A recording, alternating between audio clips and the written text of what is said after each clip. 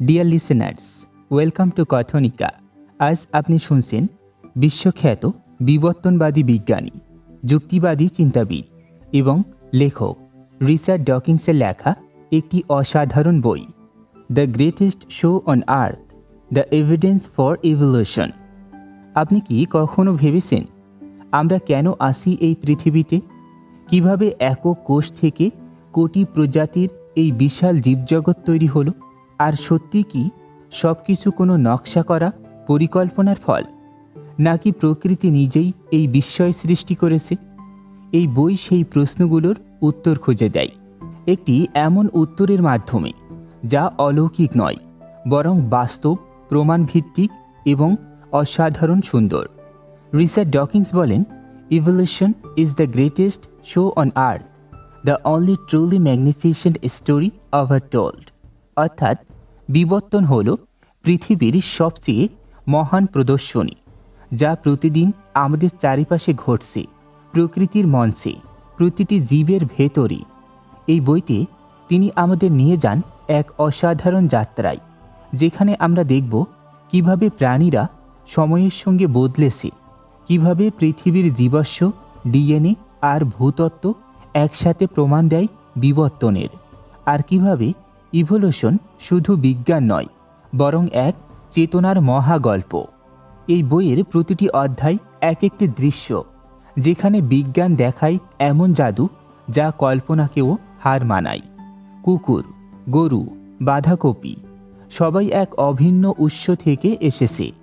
মানুষের শরীরের প্রতিটি অঙ্গ ধারণ করে বিবর্তনের ইতিহাস। আমাদের নিজের অস্তিত্বই প্রমাণ, প্রকৃতি কোনো ডিজাইনার ছাড়াও নকশা করতে পারে। রিচার্ড ডকিন্স এই বই লিখেছেন এক বিশেষ উপলক্ষে, চার্লস ডারউইনের জন্মের 200 বছর পূর্তি এবং তার মহাগ্রন্থ on the Origin of species এর 150 বছর পূর্তি উপলক্ষে। তাই এই বই শুধুমাত্র বিজ্ঞান নয়, এটি ডারউইনের স্বপ্নের আধুনিক রূপ, যেখানে যুক্তি, প্রমাণ আর কৌতূহল একসাথে তৈরি করেছে জীবনের সর্বশ্রেষ্ঠ গল্প। ডকিন্স আমাদের মনে করিয়ে দেন, evolution is not a theory, it's a fact on that explains everything about life. অর্থাৎ বিবর্তন কোনো ধারণা নয়, এটি সেই সত্য যা আমাদের নিজেদের গল্প বলে, আমাদের উৎস, আমাদের পরিবর্তন আর আমাদের ভবিষ্যৎ। আজ আমরা এমন এক যাত্রা শুরু করছি, যেখানে অলৌকিকতা নেই, কিন্তু আছে অসীম বিস্ময়, যেখানে ঈশ্বরের কল্পনা নয়, প্রকৃতি হয়ে উঠেছে সৃষ্টিকর্তা। এই যাত্রায় আপনি জানবেন কেন অনলি এ থিওরি কথাটি আসলে ভুল, কিভাবে জীবনের প্রতিটি কোষে লুকিয়ে আছে কোটি বছরের ইতিহাস, আর কেন ডারউইন আর ডকিন্সের চোখে জীবন নিজেই সর্বশ্রেষ্ঠ প্রদর্শনী। তাহলে চলুন আমরা শুরু করি রিচার্ড ডকিন্সের অসাধারণ বই, the greatest show on earth, the evidence for evolution. এটি শুধু বিজ্ঞানের বই নয়, এটি এক অনুসন্ধান, এক যাত্রা যা আমাদের শেখায় বিশ্বাস নয়, প্রমাণই সৌন্দর্যের প্রকৃত রূপ। প্রিফেস, ভূমিকা। একটু ভাবুন তো, আপনি যদি কাউকে বলেন পৃথিবী সূর্যের চারিদিকে ঘোরে, আর সে যদি জবাবে বলে এটা তো কেবল একটা থিওরি, তাহলে কেমন লাগবে আপনার? রিচার্ড ডকিন্স ঠিক এই বিভ্রান্তির কথাই তুলে ধরেছেন তার ভূমিকা অংশে। তিনি লিখেছেন, evolution isn't just a theory, it's a fact, and my purpose in this book to prove it beyond doubt. অর্থাৎ এই বইয়ের মূল লক্ষ্য হল বিবর্তনকে শুধু ধারণা নয়, বরং অপ্রতিরোধ্য প্রমাণে প্রতিষ্ঠিত সত্য হিসেবে উপস্থাপন করা। ডকিন্স বলেন, আজও পৃথিবীর লাখো মানুষ মনে করে বিবর্তন মানে অবিশ্বাস।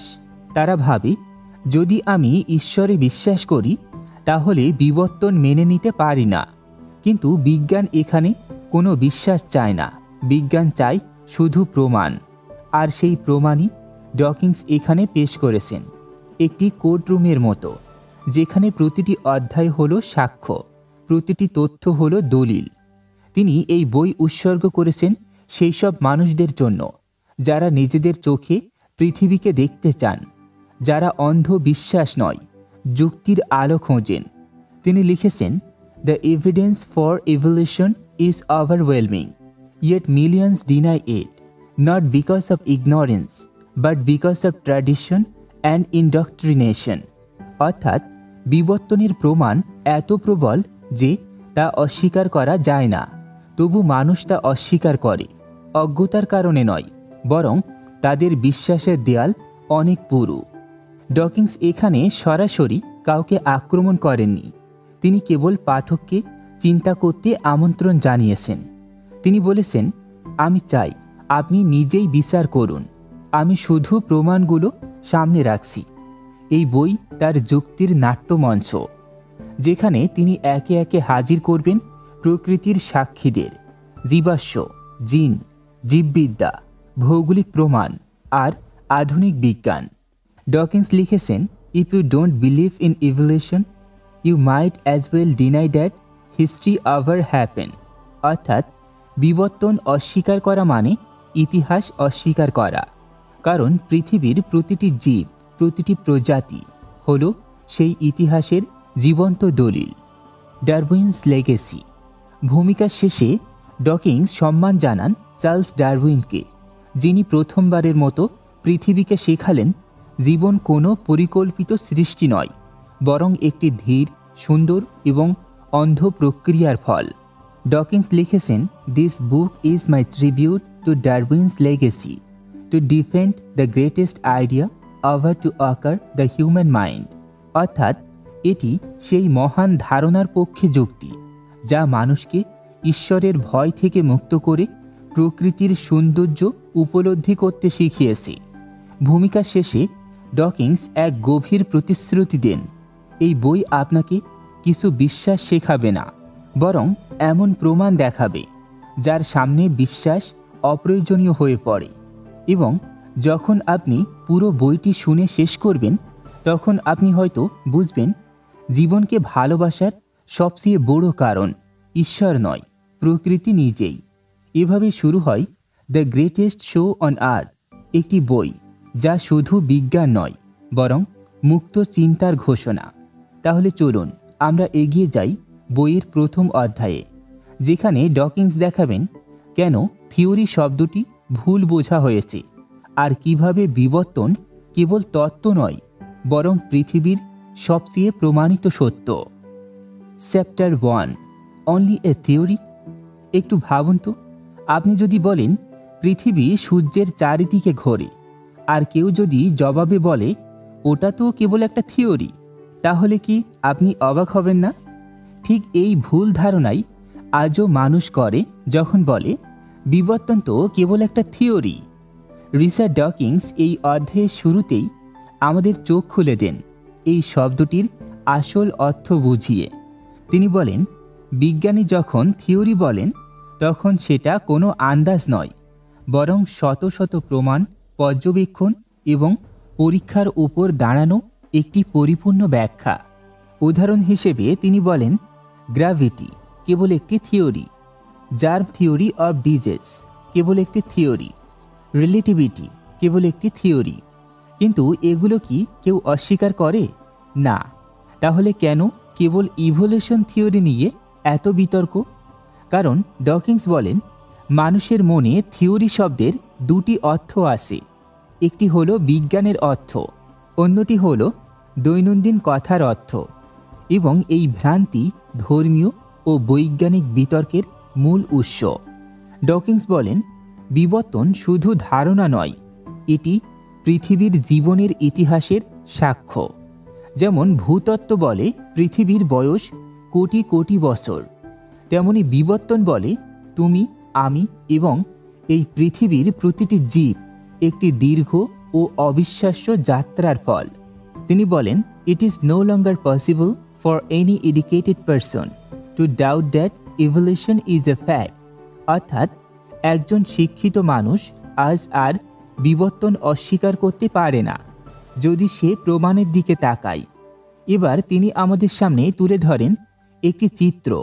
ধরুন আপনি একটি বিশাল বনভূমির মাঝখানে দাঁড়িয়ে আছেন, যেখানে প্রতিটি গাছ, প্রতিটি পাখি, প্রতিটি পোকা বলে চলেছে এক গল্প, কিভাবে আমি বেঁচে আসি। বিবর্তন সেই গল্পগুলোর মিলিত ভাষা। এটি বলে জীবন কোনো নকশা নয়, বরং ক্রমিক পরিবর্তনের ফলাফল। ডকিন্স বলেন ধর্মীয় বিশ্বাস প্রায় মানুষকে শেখায় যে জীবন হঠাৎ সৃষ্টি হয়েছে। একজন নির্মাতা, একজন ঈশ্বর এক মুহূর্তে সব বানিয়ে ফেলেছেন। কিন্তু বিজ্ঞানী বলে না, জীবন ধীরে ধীরে গড়ে উঠেছে অসংখ্য ছোট্ট পরিবর্তনের মাধ্যমে। এই ধীর পরিবর্তনগুলোই জীবনের অলৌকিক সৌন্দর্য, এবং এখানেই the greatest show on earth শুরু হয়।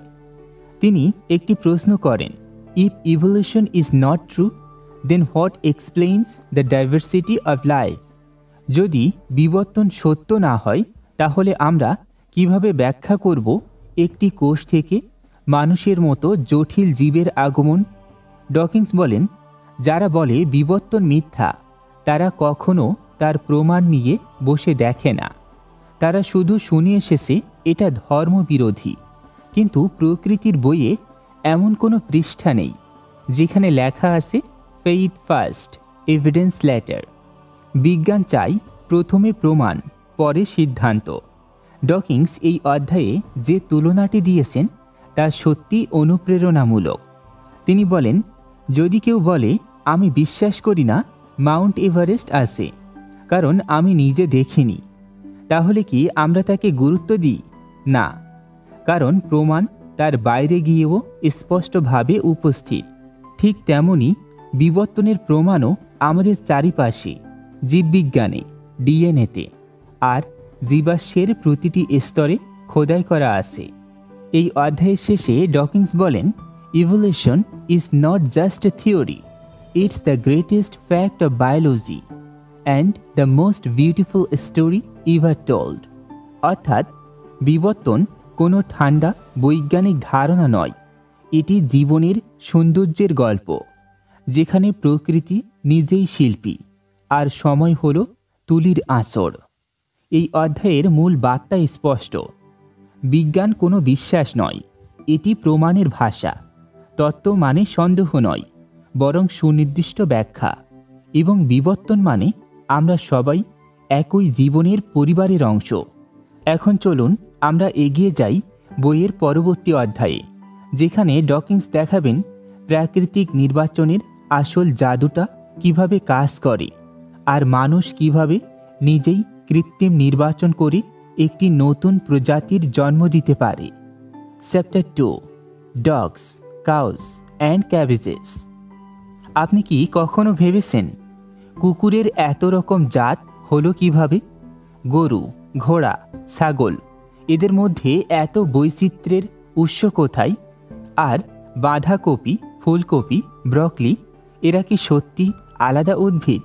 রিচার্ড ডকিন্স এই অধ্যায়ের শুরুতেই বলেন বিবর্তনের প্রমাণ দেখতে হলে আপনাকে কোটি কোটি বছরের ফসিল রেকর্ডে যেতে হবে না। প্রমাণ আছে আমাদের ঘরের ভেতরেই, আমাদের পোষা প্রাণী, গবাদি পশু আর কৃষিক্ষেতের প্রতিটি গাছে। আর্টিফিশিয়াল সিলেকশন, কৃত্রিম নির্বাচন। ডকিন্স বলেন প্রকৃতি যেমন প্রাকৃতিক নির্বাচন চালায়, মানুষও শতাব্দীর পর শতাব্দী ধরে তার নিজের মতো করে নির্বাচন চালিয়েছে। তা হলো আর্টিফিশিয়াল সিলেকশন। যেমন মানুষ কুকুরের মধ্যে সেই বৈশিষ্ট্যগুলো বেছে নিয়েছে যেগুলো তার পছন্দ। কেউ পছন্দ করে ছোট লোমশ কুকুর, কেউ চেয়েছে লম্বা দৌড়বিদ কুকুর, কেউ পাহারার জন্য আক্রমণাত্মক কুকুর। ফলাফল একই উৎস থেকে এসেছে বুলডগ, গ্রেহন্ড, জার্মান শেপার্ড। সবাই একই প্রজাতি, কিন্তু দেখতে, স্বভাবে, কাজে সম্পূর্ণ ভিন্ন।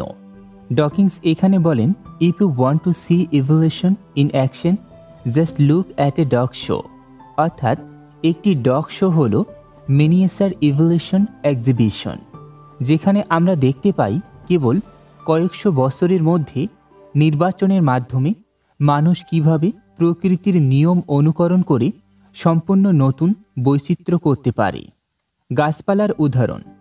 ডকিন্স এরপর আমাদের নিয়ে যান উদ্ভিদের জগতে। তিনি বলেন আপনি যদি মনে করেন বাঁধাকপি, ফুলকপি, কেল, ব্রকলি, ব্রাসেল স্প্রাউট আলাদা প্রজাতি, তাহলে আপনি ভুল করছেন। সবগুলোই এসেছে এক সাধারণ পূর্বপুরুষ অয়েল মাস্টার্ড প্ল্যান্ট থেকে। মানুষ তার ফুল, কাণ্ড, পাতা বা বীজের গঠন অনুযায়ী নির্বাচন করেছে, আর তাতেই তৈরি হয়েছে আমাদের প্রতিদিনের সবজি। অর্থাৎ মানুষের নির্বাচনের হাতেই লুকিয়ে আছে evolution in fast forward. Dawkins এই পর্যায়ে বলেন, যদি মানুষ এত কম সময়ে পরিবর্তন আনতে পারে, তাহলে প্রকৃতি কোটি বছরে কি করতে পারে ভাবুন তো। প্রাকৃতিক নির্বাচন মানুষের মতো ইচ্ছাকৃত নয়, কিন্তু সে বেছে নেয় যে টিকে থাকে। এটাই ন্যাচারাল সিলেকশন, প্রকৃতির ধৈর্যশীল শিল্প। ডিএনএ ও প্রমাণ। ডকিন্স বলেন, আজ আমরা জানি সব কুকুর, এমনকি নেকড়েও একই জেনেটিক পরিবারের সদস্য। তাদের ডিএনএ প্রমাণ করে বৈচিত্র্য মানেই আলাদা সৃষ্টি নয়, বরং পরিবর্তনের দীর্ঘ ধারাবাহিকতা। তিনি একটি দারুণ তুলনা দেন, evolution is like a sculpture, it doesn't create from nothing, it rehabs what already exist. অর্থাৎ বিবর্তন হঠাৎ কিছু বানায় না, বরং যা আসে সেটিকে সময়ের সঙ্গে গড়ে তোলে। Natural versus artificial selection. Dawkins বলেন, প্রকৃতি আর মানুষ একই নিয়মে কাজ করে, শুধু পার্থক্য হলো উদ্দেশ্যে। মানুষ বেছে নেয় হোয়াট হি লাইকস, প্রকৃতি বেছে নেয় হোয়াট সারভাইভস। একদিকে সৌন্দর্য, অন্যদিকে টিকে থাকা, কিন্তু ফলাফল দুদিকেই ইভলিউশন ইন মোশন। ডকিন্স এই অধ্যায়ের শেষে বলেন, যদি আপনি কুকুর, গরু, বাঁধাকপির পরিবর্তন বুঝতে পারেন, তাহলে আপনি বুঝে ফেলেছেন ইভলিউশনস ফার্স্ট লেসন। বিবর্তন এমন কিছু নয় যা হঠাৎ একদিন ঘটে গেছে। এটি এক আবিরাম প্রক্রিয়া, যেখানে সময়, পরিবেশ আর বংশগত পরিবর্তন একসাথে লিখেছে জীবনের গল্প। এই অধ্যায় শেষে আমরা বুঝলাম, বিবর্তন বোঝা মানে প্রকৃতির প্রতি শ্রদ্ধা দেখানো, যেখানে কোনো নকশাকারী নেই, আছে সময়ের শিল্প, পরিবর্তনের কবিতা। তাহলে চলুন এখন আমরা এগিয়ে যাই পরবর্তী অধ্যায়ে, যেখানে রিচার্ড ডকিন্স ব্যাখ্যা করবেন কিভাবে ক্ষুদ্র পরিবর্তনগুলো একত্রে মিলে তৈরি করে বিশাল প্রজাতির পরিবর্তন, আর কিভাবে ক্ষুদ্র ধাপগুলোই গড়ে তোলে প্রকৃতির মহাকাব্য। Chapter 3, the primrose path to macro evolution. একটি গভীর প্রশ্ন দিয়ে শুরু করা যাক। কিভাবে ছোট পরিবর্তন থেকে জন্ম নেয় বিশাল পার্থক্য? কিভাবে এক প্রজাতি থেকে ধীরে ধীরে গড়ে ওঠে অন্য প্রজাতি? এটাই ম্যাক্রো ইভলিউশন এর গল্প, একটি ধীর কিন্তু অবিশ্বাস্যভাবে শক্তিশালী প্রক্রিয়ার গল্প। ডকিন্স বলেন, মানুষ সাধারণত বিবর্তন শব্দটি শুনলেই ভাবে বানর থেকে মানুষ, ডাইনোসর থেকে পাখি, মাছ থেকে স্থলজ প্রাণী। কিন্তু প্রশ্ন হলো, এই বিশাল পরিবর্তনগুলো কিভাবে সম্ভব হলো? উত্তর লুকিয়ে আছে এক ক্ষুদ্র ক্ষুদ্র ধারাবাহিকতায়, micro evolution. Micro to macro, the continuum of sense. Dawkins বলেন, প্রতিটি বৃহৎ পরিবর্তন আসলে অসংখ্য ক্ষুদ্র পরিবর্তনের সমষ্টি। যেমন আপনি যদি প্রতিদিন 1 ফোঁটা করে পানি ফেলেন, তাহলে একদিন তা তৈরি করবে মহাসমুদ্র। ছোট জেনেটিক পরিবর্তন, প্রাকৃতিক নির্বাচনের ধারাবাহিকতা আর সময়ের বিশাল প্রভাব, এই তিনেই গড়ে তোলে ম্যাক্রো ইভলিউশন। তিনি উদাহরণ দেন, একটি বন্য নেকড়ে থেকে কুকুরের বিভিন্ন প্রজাতি তৈরি হতে মানুষ মাত্র কয়েকশো বছর সময় নিয়েছে। এটা হলো মাইক্রো ইভলিউশন। এখন ভাবুন, যদি প্রকৃতি কোটি কোটি বছর ধরে নিজের মতো নির্বাচন চালিয়ে যায়, তবে কি সে একটি নেকড়েকে একেবারে নতুন প্রজাতিতে রূপ দিতে পারবে না? অবশ্যই পারবে। এটাই ম্যাক্রো ইভলিউশন। ডকিন্স এখানে বলেন, there is no magical barrier between micro and macro evolution. It's all about the accumulation of small changes over immense time scale. অর্থাৎ ছোট পরিবর্তনগুলোই সময়ের সাথে বিশাল রূপ নেয়। এখানে কোনো অলৌকিকতা নেই, আছে শুধু ধারাবাহিকতা। দ্য প্রিমরোজ পাথ, ধীরে ধীরে অগ্রসর হওয়ার পথ। এই অধ্যায়ের শিরোনাম দ্য প্রিমরোজ পাথ মানে হল একটি সরল, ধীরে ধীরে অগ্রসর হওয়া রাস্তা। ডকিন্স বলেন, বিবর্তন কখনো লাভ দেয় না, এটি ধীর কিন্তু নির্ভুলভাবে এগোয়। প্রকৃতি সময় নেয়, কখনো 1000 বছর, কখনো কোটি বছর, কিন্তু প্রতিটি ধাপেই কাজ করে এক অদৃশ্য যুক্তি। যা টিকে থাকতে পারে সেটাই টিকে থাকে। ডকিন্স এই ধারণাকে আরও স্পষ্ট করতে ইন্টারমিডিয়েট স্টেজেস বা মধ্যবর্তী রূপের কথা বলেন। তিনি বলেন, পাখির ডানা একদিনে তৈরি হয়নি, বরং ধীরে ধীরে চামড়া থেকে ঝিল্লি, ঝিল্লি থেকে পালক, পালক থেকে ডানা। প্রতিটি ধাপ ছিল কার্যকর, প্রতিটি ধাপ টিকে থাকতে সাহায্য করেছে। অর্থাৎ প্রকৃতি কোনো অকার্যকর ধাপ রাখে না, সব কিছুই কোনো না কোনো সময় বেঁচে থাকার সুবিধা দিয়েছে। The illusion of sudden creation. অনেকে ভাবে এক প্রজাতি থেকে অন্য প্রজাতি হঠাৎ তৈরি হয়, কিন্তু ডকিন্স বলেন এটা আমাদের কল্পনার ভুল। আমরা সময়কে ছোট ছোট করে দেখি, কিন্তু প্রকৃতি দেখে কোটি বছর একসাথে। যেমন আপনি যদি প্রতি বছর 1 সেন্টিমিটার করে বাড়েন, তাহলে প্রতিদিন কেউ লক্ষ্য করবে না, কিন্তু 20 বছর পরে আপনি হয়ে উঠবেন সম্পূর্ণ আলাদা মানুষ। ঠিক তেমনই কাজ করে বিবর্তন। ডকিন্স বলেন, evolution doesn't need leaps, it needs patience. অর্থাৎ বিবর্তন অলৌকিক নয়, এটি ধৈর্যের গণিত। The bridge between micro and macro. এই অধ্যায়ের এক পর্যায়ে ডকিন্স আমাদের মনে করিয়ে দেন, মাইক্রো ইভলিউশন আমরা দেখতে পারি, ম্যাক্রো ইভলিউশন আমরা অনুভব করি প্রমাণের মাধ্যমে। তিনি বলেন, ফসিল রেকর্ড, জেনেটিক কোড, ভূতাত্ত্বিক স্তর সব মিলেই বলে দেয় এক গল্প। Life has always been changing, one step at a time. এই অধ্যায়ের শেষে ডকিন্স একটি অসাধারণ উপমা দেন। Evolution is like the erosion of mountains, slow, steady and unstoppable. অর্থাৎ পরিবর্তনকে থামানো যায় না, কারণ এটি প্রকৃতির অন্তর্নিহিত শক্তি। এই অধ্যায়ের মূল বার্তা হল, মাইক্রো ইভলিউশন হল ছোট পরিবর্তনের শুরু, ম্যাক্রো ইভলিউশন হল সেই পরিবর্তনের পরিণতি, এবং এর মাঝে কোনো দেয়াল নেই, আছে কেবল সময়। এই অধ্যায় আমাদের শেখায়, ধৈর্যই প্রকৃতির শ্রেষ্ঠ শিল্পী। প্রকৃতি কখনো তাড়াহুড়ো করে না, তবু সে তৈরি করে সবচেয়ে জটিল, সবচেয়ে সুন্দর সত্তা, জীবন। তাহলে চলুন এখন আমরা এগিয়ে যাই বইয়ের পরবর্তী অধ্যায়ে, যেখানে রিচার্ড ডকিন্স দেখাবেন কিভাবে ভূতত্ত্ব ও সময়ের নিঃশব্দ প্রবাহ প্রমাণ করে জীবনের বিবর্তনের ইতিহাস, আর কিভাবে পৃথিবী নিজেই হয়ে উঠেছে সময়ের এক জীবন্ত নথি। Chapter 4, silence and slow time. এই অধ্যায়টি হল ভূতত্ত্ব আর পৃথিবীর নীরব ইতিহাসের গল্প, যেখানে ডকিন্স দেখান কিভাবে প্রমাণ প্রকৃতির ভেতরে লেখা আছে, যা আমাদের শেখায় বিবর্তন শুধু জীবের নয়, সময়েরও গল্প। আপনি এক মুহূর্তের জন্য চোখ বন্ধ করুন তো, আর ভাবুন আপনি দাঁড়িয়ে আছেন একটি পাহাড়ের পাদদেশে। শীতল হাওয়া বইছে, পাহাড়ের গায়ে খোদাই করা আছে সময়ের অসংখ্য স্তর। আপনি যা দেখছেন তা আসলে সময়ের দৃশ্যমান ইতিহাস।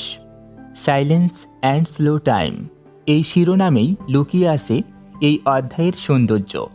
ডকিন্স বলেন, প্রকৃতি কখনো তাড়াহুড়ো করে না, সে নীরব, ধীর কিন্তু নির্ভুল। আমরা মানুষ সময়কে মাপি বছরে, দশকে বা শতকে, কিন্তু প্রকৃতি কাজ করে লক্ষ লক্ষ বছরে। আর এই সময়ের স্তরগুলো ভূতত্ত্বে, জীবাশ্মে, পাহাড়ের ভাঁজে লুকিয়ে রেখেছে বিবর্তনের অব্যক্ত সাক্ষ্য। The patience of the earth, পৃথিবীর ধৈর্য।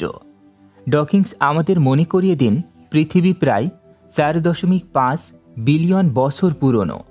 এই বিশাল সময়ের ভেতর জীবন শুরু হয়েছে কেবল শেষের 10 ভাগের 1 ভাগ সময় আগে, আর সেই অল্প সময়েই জীবন অণুজীব থেকে হয়ে উঠেছে মানুষ।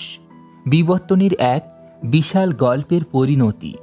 কিন্তু এই পুরো প্রক্রিয়া ঘটেছে এমন ধীরে যে আমাদের চোখে তা অলৌকিক সৃষ্টি বলে মনে হয়। ডকিন্স বলেন, the earth whispers, not শাউটস, but if listen carefully we can here the slow rhythm of time. অর্থাৎ পৃথিবী কখনো চিৎকার করে না, সে নিঃশব্দে বলে যায় কোটি বছরের গল্প, যা শুধু ধৈর্য আর বিজ্ঞানের কানই শুনতে পায়। রক্স অ্যাজ টাইম ক্যাপসুলস, পাথরের ভেতরে সময়ের ছাপ। ডকিন্স ব্যাখ্যা করেন, যখন একটি পাহাড় তৈরি হয় বা নদী কেটে যায়, তখন সেই ভূতাত্ত্বিক স্তরগুলোর ভেতর বন্দী থাকে এক একটি সময়ের ছাপ। প্রতিটি স্তর এক একটি পেজ অফ হিস্ট্রি, যেখানে লেখা আছে এই সময় এমন প্রাণী ছিল, এই সময় জলবায়ু ছিল এমন, এই সময় পৃথিবী ছিল ভিন্ন। এই পাথরের স্তরগুলো আমাদের শেখায় বিবর্তন শুধুই জীববিজ্ঞানের বিষয় নয়, এটি সময়ের বিজ্ঞানও বটে। দ্য ইলিউশন অফ স্টেবিলিটি, স্থিরতার ভ্রম। আমরা মনে করি পাহাড় স্থির, নদী অপরিবর্তিত, কিন্তু ডকিন্স বলেন, nothing in nature stands still, everything changes, only time hides the motion. বিবর্তনের ঘড়ির কাঁটা এত ধীরে ঘোরে যে আমরা টের পাই না। বিবর্তন ঘটে ধীরে ধীরে কিন্তু অবিরত। ফ্রম মাউন্টেন্স টু ফসিলস, সময়ের সাক্ষী জীবাশ্ম। ডকিন্স এরপর জীবাশ্মের কথা বলেন। তিনি বলেন, জীবাশ্ম হল সময়ের স্মৃতিচিহ্ন। এটি প্রমাণ করে জীবেরা সময়ের সঙ্গে বদলেছে, কিছু টিকে গেছে, কিছু হারিয়ে গেছে। যখন আমরা কোনো জীবাশ্ম হাতে পাই, আমরা আসলে ধরেছি একটি বিলুপ্ত পৃথিবীর টুকরো। তিনি বলেন, a fossil a letter written by time, shield within a stone.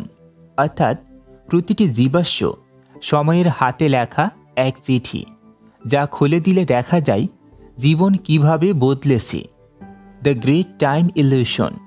Dawkins বলেন, মানুষের জীবদ্দশা এত ছোট যে আমরা সময়ের প্রকৃত ব্যাপ্তি অনুভব করতে পারি না।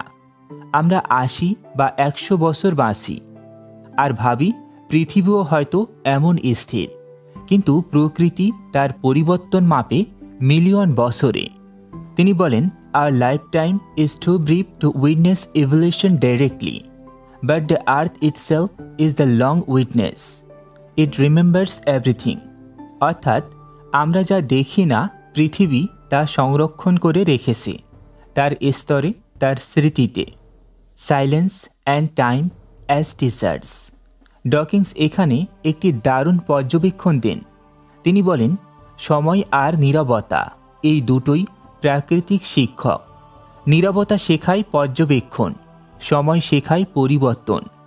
যখন আমরা বুঝতে শিখি প্রকৃতি কত ধীরে কাজ করে, তখন আমরা উপলব্ধি করি বিবর্তন কেবল তত্ত্ব নয়, এটি সময়ের মহাকাব্য। এই অধ্যায়ের মূল বার্তা স্পষ্ট। বিবর্তন বোঝার জন্য দ্রুত চিন্তা নয়, প্রয়োজন ধৈর্য ও দৃষ্টি। সময় কথা বলে নীরবে, পৃথিবী লেখে ইতিহাস নিঃশব্দে, আর বিজ্ঞান শেখায় সেই ভাষা পড়তে। এই অধ্যায় শেষে আমরা বুঝলাম প্রকৃতি কথা বলে না, কিন্তু প্রমাণ রাখে। তার ভাষা হলো সময়, আর কালই হলো পরিবর্তন। আমরা শুধু যদি শুনতে পাই সেই নীরব সুর, তবে আমরা দেখতে পাব দ্য গ্রেটেস্ট শো অন আর্থ চলছে ঠিক আমাদের পায়ের নিচেই। তাহলে চলুন এখন আমরা এগিয়ে যাই পরবর্তী অধ্যায়ে, যেখানে রিচার্ড ডকিন্স আমাদেরকে দেখাবেন বিবর্তনের প্রমাণ শুধু অতীতে নয়, বরং আজও আমাদের চোখের সামনেই ঘটছে। চ্যাপ্টার 5, বিফোর আওয়ার ভেরি আইস। এই অধ্যায়ে ডকিন্স আমাদের চোখ খুলে দেন। তিনি দেখান বিবর্তন কোনো দূরের ঘটনা নয়, কোনো প্রাচীন গল্প নয়, বরং এখনই এই মুহূর্তেও ঘটেছে, আমাদের চারিপাশে, আমাদের দেহে, আমাদের জীবনের ভেতরে। একবার ভাবুন তো, আপনি যদি নিজের চোখে বিবর্তন ঘটতে দেখতেন তাহলে কি আপনি আর কখনো সন্দেহ করতেন? রিচার্ড ডকিন্স এই অধ্যায়ে বলেন, বিবর্তন আমাদের চোখের সামনেই ঘটছে, কিন্তু সমস্যা হলো আমরা তা দেখতে শিখিনি। আমরা এত ছোট সময়ের মানুষ যে প্রকৃতির পরিবর্তনের ধীরতা আমাদের চোখ ফাঁকি দেয়। কিন্তু বিজ্ঞান জানে পরিবর্তন কখনো থামে না। ইভলিউশন টুডে, বর্তমানের বিবর্তন।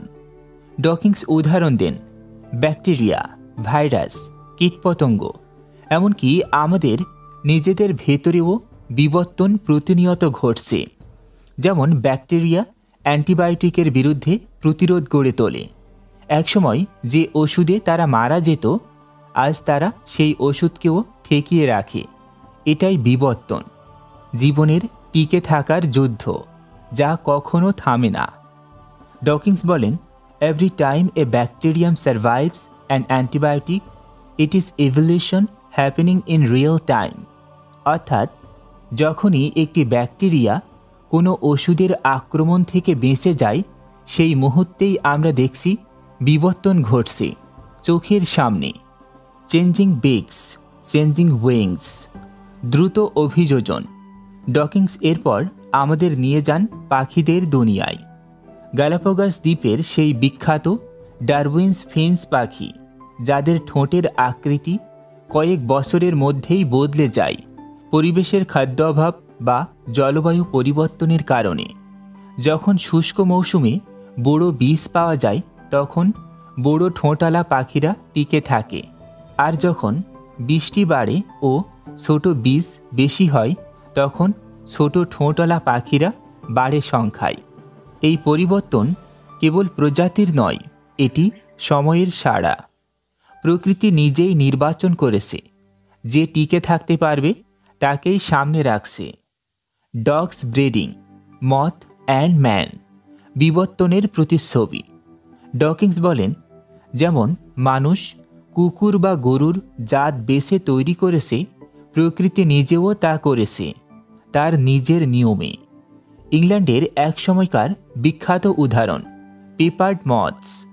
শিল্প বিপ্লবের সময় যখন আকাশে কালো ধোঁয়া ছড়িয়ে পড়েছিল, গাছের বাকলও হয়েছিল কালচে, ফলে কালো রঙের পতঙ্গরা সহজে লুকোতে পেরেছে, আর হালকা রঙেরা শিকার হয়েছে দ্রুত। ফলাফল, পরবর্তী প্রজন্মে কালো পতঙ্গের সংখ্যা বেড়ে গেল। শুধু 1 শতাব্দীর মধ্যে পরিবর্তন। এটাই বিবর্তন, before our very eyes. DNA doesn't lie, genetic প্রমাণ। ডকিন্স এখানে এক গভীর সত্য বলেন। আজকের জেনেটিক গবেষণা দেখাচ্ছে প্রতিটি প্রজন্মের মধ্যেই পরিবর্তন ঘটে। ডিএনএর ছোট ছোট মিউটেশন, প্রজননের সময় সামান্য পার্থক্য, এই ক্ষুদ্র ধাপগুলোই কোটি কোটি বছরে তৈরি করে নতুন প্রজাতি। Evolution is not an ancient event, it is a continuous process. অর্থাৎ বিবর্তন কোনো অতীতের ঘটনা নয়, এটি এক অব্যাহত প্রক্রিয়া যা প্রতিদিন ঘটে চলেছে। Human evolution in progress. Dawkins বলেন, মানুষের মধ্যেও বিবর্তন থেমে যায়নি। যেমন ল্যাকটোজ টলারেন্স, দুধ হজম করার ক্ষমতা। কখনো এই ক্ষমতা শুধু শিশুদের ছিল, কিন্তু দুধ পান সংস্কৃতি শুরু হওয়ার পর যে প্রাপ্তবয়স্করা এই ক্ষমতা রাখত তারাই বেশি টিকে গেছে। ফলে আজ আমরা 1000 বছরের বিবর্তনের ফল। আমাদের চোখের রং, ত্বকের গঠন, উচ্চতা সবই সময়ের নির্বাচনের ফলাফল। ডকিন্স বলেন, we are not just descendants of evolution, we are participants in it.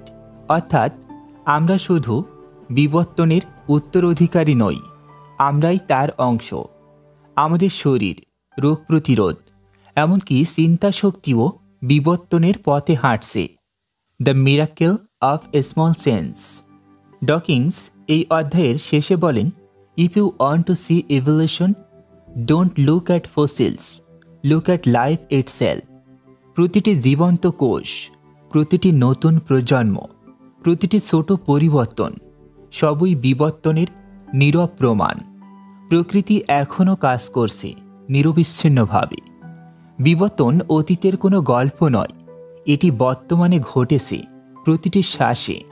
Bacteria, পাখি, মানুষ সবাই একই প্রক্রিয়ার অংশ। প্রমাণ খুঁজতে আকাশে নয়, তাকাতে হবে পৃথিবীর দিকে, আমাদের চোখের সামনে। এই অধ্যায় আমাদের শেখায় বিবর্তনকে বিশ্বাস করতে হয় না, শুধু দেখতে হয়, জানতে হয়। আমরা যত দেখি তত বুঝি। দ্য গ্রেটেস্ট শো অন আর্থ আসলে আমাদের সামনেই চলছে, প্রতিদিন, প্রতি মুহূর্তে। তাহলে চলুন এখন আমরা এগিয়ে যাই বইয়ের পরবর্তী অধ্যায়ে, যেখানে রিচার্ড ডকিন্স ব্যাখ্যা করবেন মিসিং লিঙ্ক আসলে কি, কেন এটি একটি ভুল ধারণা এবং কিভাবে প্রতিটি ফসিল, প্রতিটি প্রমাণ সংযুক্ত করে জীবনের সম্পূর্ণ বিবর্তন চেইন। Chapter 6, missing link, what do you mean missing? এটি সেই অধ্যায় যেখানে ডকিন্স একটি বহুল প্রচলিত ভুল ধারণাকে ভেঙে দেন যে বিবর্তন সত্যি হলে তার মধ্যবর্তী ধাপ বা মিসিং লিঙ্ক কোথায়। এই অধ্যায় আমাদের দেখায় প্রকৃতি কখনো হঠাৎ লাভ দেয় না, বরং ধারাবাহিকতার মধ্য দিয়েই সৃষ্টি করে জীবনের মহাগল্প। আপনি কি কখনো এই প্রশ্ন শুনেছেন, যদি মানুষ বানর থেকে এসেছে তাহলে মাঝখানের সেই মিসিং লিঙ্ক কোথায়? রিচার্ড ডকিন্স বলেন, এই প্রশ্নটাই প্রমাণ করে মানুষ এখনও বুঝতে পারেনি বিবর্তনের প্রকৃতি। The myth of the missing link. Dawkins বলেন, বিবর্তন কোনো সিঁড়ি নয় যেখানে প্রতিটি ধাপে এক একটি স্পষ্ট প্রজাতি দাঁড়িয়ে আসে, বরং এটি এক শাখা প্রশাখা ছড়ানো বৃক্ষ, যেখানে প্রতিটি জীব একটি ডাল আর প্রতিটি প্রজাতি একে অপরের আত্মীয়। There never was a single missing link because life is not a chain, it's a tree. অর্থাৎ মধ্যবর্তী কিছু হারিয়ে যায়নি, বরং আমরা সময়ের এক ক্ষুদ্র মুহূর্তে দাঁড়িয়ে আসি, যেখানে অনেক পুরনো শাখা শুকিয়ে গেছে আর আমরা টিকে থাকা ডালগুলো দেখি। Fossils and the continuum of sense. Dawkins ব্যাখ্যা করেন, ফসিল রেকর্ড কখনো পূর্ণাঙ্গ হতে পারে না, কারণ জীবস্ব গঠিত হয় খুব বিরল পরিস্থিতিতে, সঠিক মাটি, চাপ, সময় ও ভাগ্যের সমন্বয়ে। লাখে একটির মতো কোনো প্রাণী জীবস্ব হয়ে থাকে, তাই ফসিল রেকর্ডে ফাঁক থাকা একেবারেই স্বাভাবিক। কিন্তু সেই ফাঁক মানে প্রমাণ নেই, বিষয়টা কখনো এমন নয়, বরং সেই ফাঁকের মাঝের ধারা আমরা জেনেটিক প্রমাণে, তুলনামূলক অঙ্গসংস্থান বিদ্যায় আর ডিএনএ সাদৃশ্যে স্পষ্টভাবে দেখি। ট্রানজিশনাল ফর্মস, মধ্যবর্তী রূপগুলো। ডকিন্স বলেন, যারা বলে মধ্যবর্তী রূপ নেই তারা হয় খুঁজে দেখেনি, নয়তো বোঝেনি ট্রানজিশনাল মানে কি। মাছ থেকে উভয়চর প্রাণীতে রূপান্তরের প্রমাণ টিকটলিক। সরীসৃপ থেকে পাখির রূপান্তর আর্কিওপেট্রিক্স। প্রাচীন হোমিনিড থেকে আধুনিক মানুষ পর্যন্ত ধারাবাহিক পরিবর্তন সবই আজ আমাদের হাতে আসে। এগুলো কেবল জীবস্ব নয়, এগুলো প্রকৃতির ধাপে ধাপে পরিবর্তনের আলোকচিত্র। The illusion of sudden creation. Dawkins বলেন, মানুষ সময়কে এত ছোটভাবে মাপে যে পরিবর্তনগুলো আমাদের কাছে হঠাৎ বলে মনে হয়। যেমন আপনি যদি প্রতিদিন নিজের মুখের ছবি তোলেন, প্রতিদিনের পার্থক্য টের পাবেন না, কিন্তু 20 বছর পর দুটি ছবি পাশাপাশি রাখলে বুঝবেন পরিবর্তন স্পষ্ট। বিবর্তনও ঠিক তেমনই, এটি প্রতিদিন ঘটে, কিন্তু ধীরে, তাই মিসিং মনে হয় কেবল সময়ের অভাবে। The human example. ডকিন্স বলেন, মানুষের বিবর্তনের ইতিহাসেও মিসিং লিঙ্ক নেই, বরং আছে অসংখ্য ফাউন্ড লিঙ্কস, যেমন Australopithecus afarensis, Homo habilis, Homo erectus, Neanderthal আর অবশেষে হোমো স্যাপিয়েন্স। প্রতিটি প্রজাতি ছিল নিজের সময়ে সম্পূর্ণ, কিন্তু একে অপরের সঙ্গে যুক্ত ধারাবাহিকভাবে, অর্থাৎ মাঝের ধাপ আসলে সব সময়ই ছিল, শুধু তারা বিলুপ্ত হয়েছে আর আমরা তাদের উত্তরাধিকারী। জেনেটিক এভিডেন্স, অদৃশ্য প্রমাণ। ডকিন্স বলেন, আজ ডিএনএ আমাদের চোখে দেখায় সেই সম্পর্ক। মানুষের ও শিম্পাঞ্জির ডিএনএর মিল 98% এরও বেশি। আমাদের ক্রোমোজোম 2 আসলে বানরের 2টি ক্রোমোজোমের সংযুক্তি। এটি মিসিং লিঙ্ক নয়, বরং ফাউন্ড এভিডেন্স। জেনেটিক প্রমাণ এত স্পষ্ট যে আমরা এখন দেখতে পাই বিবর্তন শুধু অতীতের নয়, আমাদের শরীরেই লেখা আছে তার ইতিহাস। Why missing link is a misunderstanding. Dawkins বলেন, মিসিং লিঙ্ক ধারণা তৈরি হয়েছিল সেই সময়ে যখন মানুষ ভাবত জীবন একটি সরল সিঁড়ি, কিন্তু আধুনিক জীববিজ্ঞান দেখিয়েছে জীবন একটি ব্রাঞ্চিং ট্রি। কোনো একক লিঙ্ক নেই, বরং অসংখ্য সংযোগ আছে ডিএনএর প্রতিটি কোডে, প্রতিটি হাড়ে, প্রতিটি প্রজাতিতে। There is no missing link because there was never a single link to begin with. The poetry of continuity. Dawkins এই অধ্যায়ের শেষে বলেন, প্রকৃতি কখনো হঠাৎ করে সৃষ্টি করে না, সে সময় নেয়, পরীক্ষা করে, ধৈর্য ধরে। যেমন নদী ধীরে ধীরে পাহাড় কেটে পথ বানায়, তেমনি সময় জীবনের রূপ গড়ে তোলে এক প্রজন্ম থেকে আরেক প্রজন্মে। মিসিং লিঙ্ক কোনো বৈজ্ঞানিক প্রশ্ন নয়, এটি ভাষাগত বিভ্রান্তি। ফসিল রেকর্ড অসম্পূর্ণ হলেও বিবর্তনের প্রমাণ সম্পূর্ণ। জীবন কোনো সরল চেইন নয়, এটি একটি বৃক্ষ, আর আমরা সেই বৃক্ষের বর্তমান প্রজন্মের একটি ডাল। এই অধ্যায় আমাদের শেখায় বিবর্তন বোঝা মানে ধৈর্য শেখা। প্রকৃতি কখনো লাভ দেয় না, তবু তার প্রতিটি ধাপ নিখুঁতভাবে যুক্ত। কিছুই মিসিং নয়, সব কিছুই আছে, শুধু সময়ের ভেতরে, প্রকৃতির নীরব গোপন ভাষায় লেখা। তাহলে চলুন এখন আমরা এগিয়ে যাই বইয়ের পরবর্তী অধ্যায়ে, যেখানে রিচার্ড ডকিন্স দেখাবেন ফসিল রেকর্ড আসলে কত সমৃদ্ধ, কিভাবে বিজ্ঞানীরা একে একে খুঁজে বের করেছেন অতীতের হারিয়ে যাওয়া প্রাণীদের, আর প্রমাণ করেছেন বিবর্তন শুধু তত্ত্ব নয়, এটি বাস্তব ইতিহাস। Chapter 7, missing persons, missing no longer. এটি সেই অধ্যায় যেখানে ডকিন্স বলেন, যে জীবগুলোকে একসময় হারিয়ে গেছে বলে মনে করা হয়েছিল, আজ আমরা তাদের জীবাশ্মের মধ্যে খুঁজে পাচ্ছি।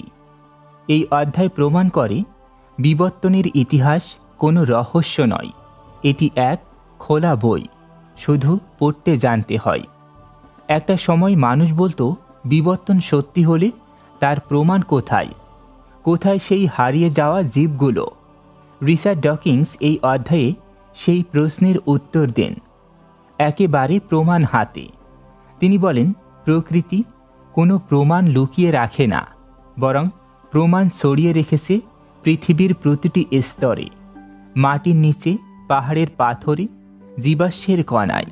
The fossil record speaks. Dawkins বলেন, জীবাশ্ম আসলে পৃথিবীর জীবনের ডায়েরি। প্রতিটি স্তরে লেখা আছে এক একটি সময়ের কাহিনী। কোন প্রাণী তখন ছিল, কিভাবে বদলাচ্ছিল, কোনগুলো হারিয়ে গেল আর কোনগুলো নতুন রূপ নিল। Fossils are not missing, they are waiting to be found. অর্থাৎ প্রমাণ হারিয়ে যায়নি, আমরা কেবল দেরিতে তা খুঁজে পাচ্ছি। ফ্রম ফিশ টু অ্যাম্ফিবিয়ান্স, টিকটলিক, জীবনের সেতু। ডকিন্স এই অধ্যায়ে আমাদের নিয়ে যান 375 মিলিয়ন বছর পেছনে, যখন কিছু মাছ ধীরে ধীরে জলে স্থলে চলতে শিখেছিল। 2004 সালে বিজ্ঞানীরা আবিষ্কার করলেন এক আশ্চর্য জীবাশ্ম, টিকটলিক, একটি প্রাণী যার ছিল মাছের মতো আঁশ, কিন্তু পাখনার ভেতর হাড় ছিল হাতের মতো গঠিত। এটি ছিল মাছ ও উভয়চর প্রাণীর মাঝামাঝি রূপ, ঠিক যেটিকে ধর্মবাদীরা বলতো মিসিং লিঙ্ক।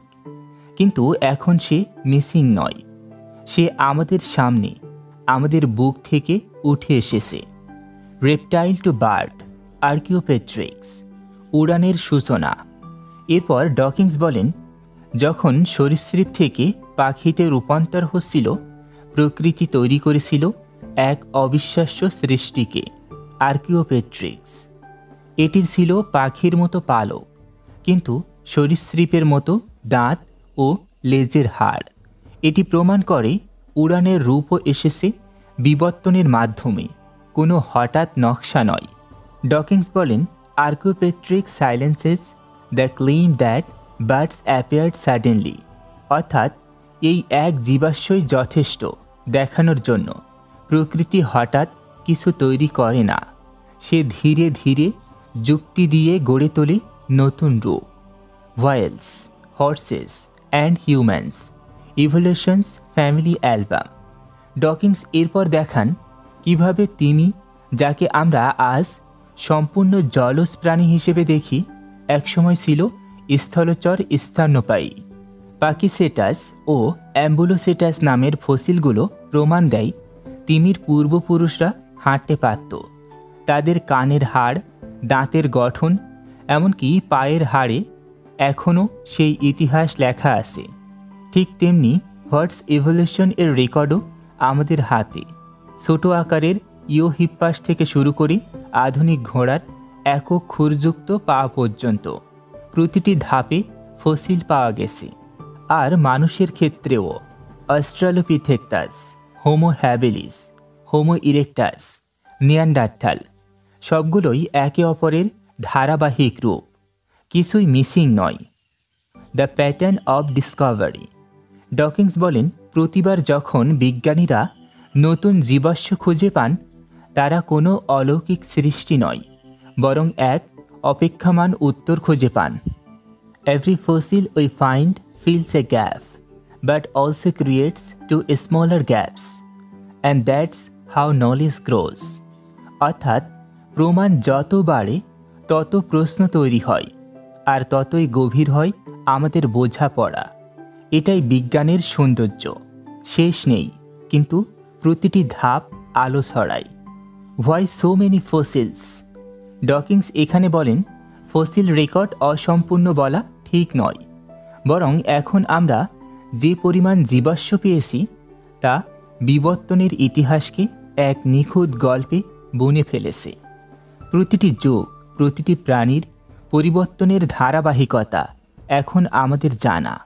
পৃথিবীর ইতিহাস এখন কেবল ভূতাত্ত্বিক নয়, এটি জেনেটিক, জীববৈজ্ঞানিক এবং সম্পূর্ণ বাস্তব। The poetry of discovery. Dawkins এই অধ্যায়ের শেষে এক চমৎকার চিন্তা দেন। তিনি বলেন, fossils are like unsigned photographs of life, each one capturing a step in nature's dance. অর্থাৎ প্রতিটি জীবাশ্ম প্রকৃতির এক একটি মুহূর্তের ছবি, যেখানে সময় থেমে গেছে কিন্তু জীবনের চলা থামেনি।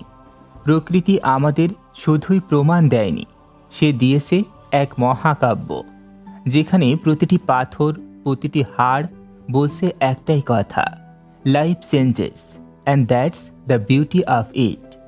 মিসিং পারসনস নেই, তারা এখন ফাউন্ড পারসনস। প্রতিটি জীবাশ্ম প্রমাণ করে জীবন পরিবর্তনের ধারায় টিকে আছে। বিবর্তন কোনো তত্ত্ব নয়, এটি পৃথিবীর ইতিহাসের দৃশ্যমান রূপ।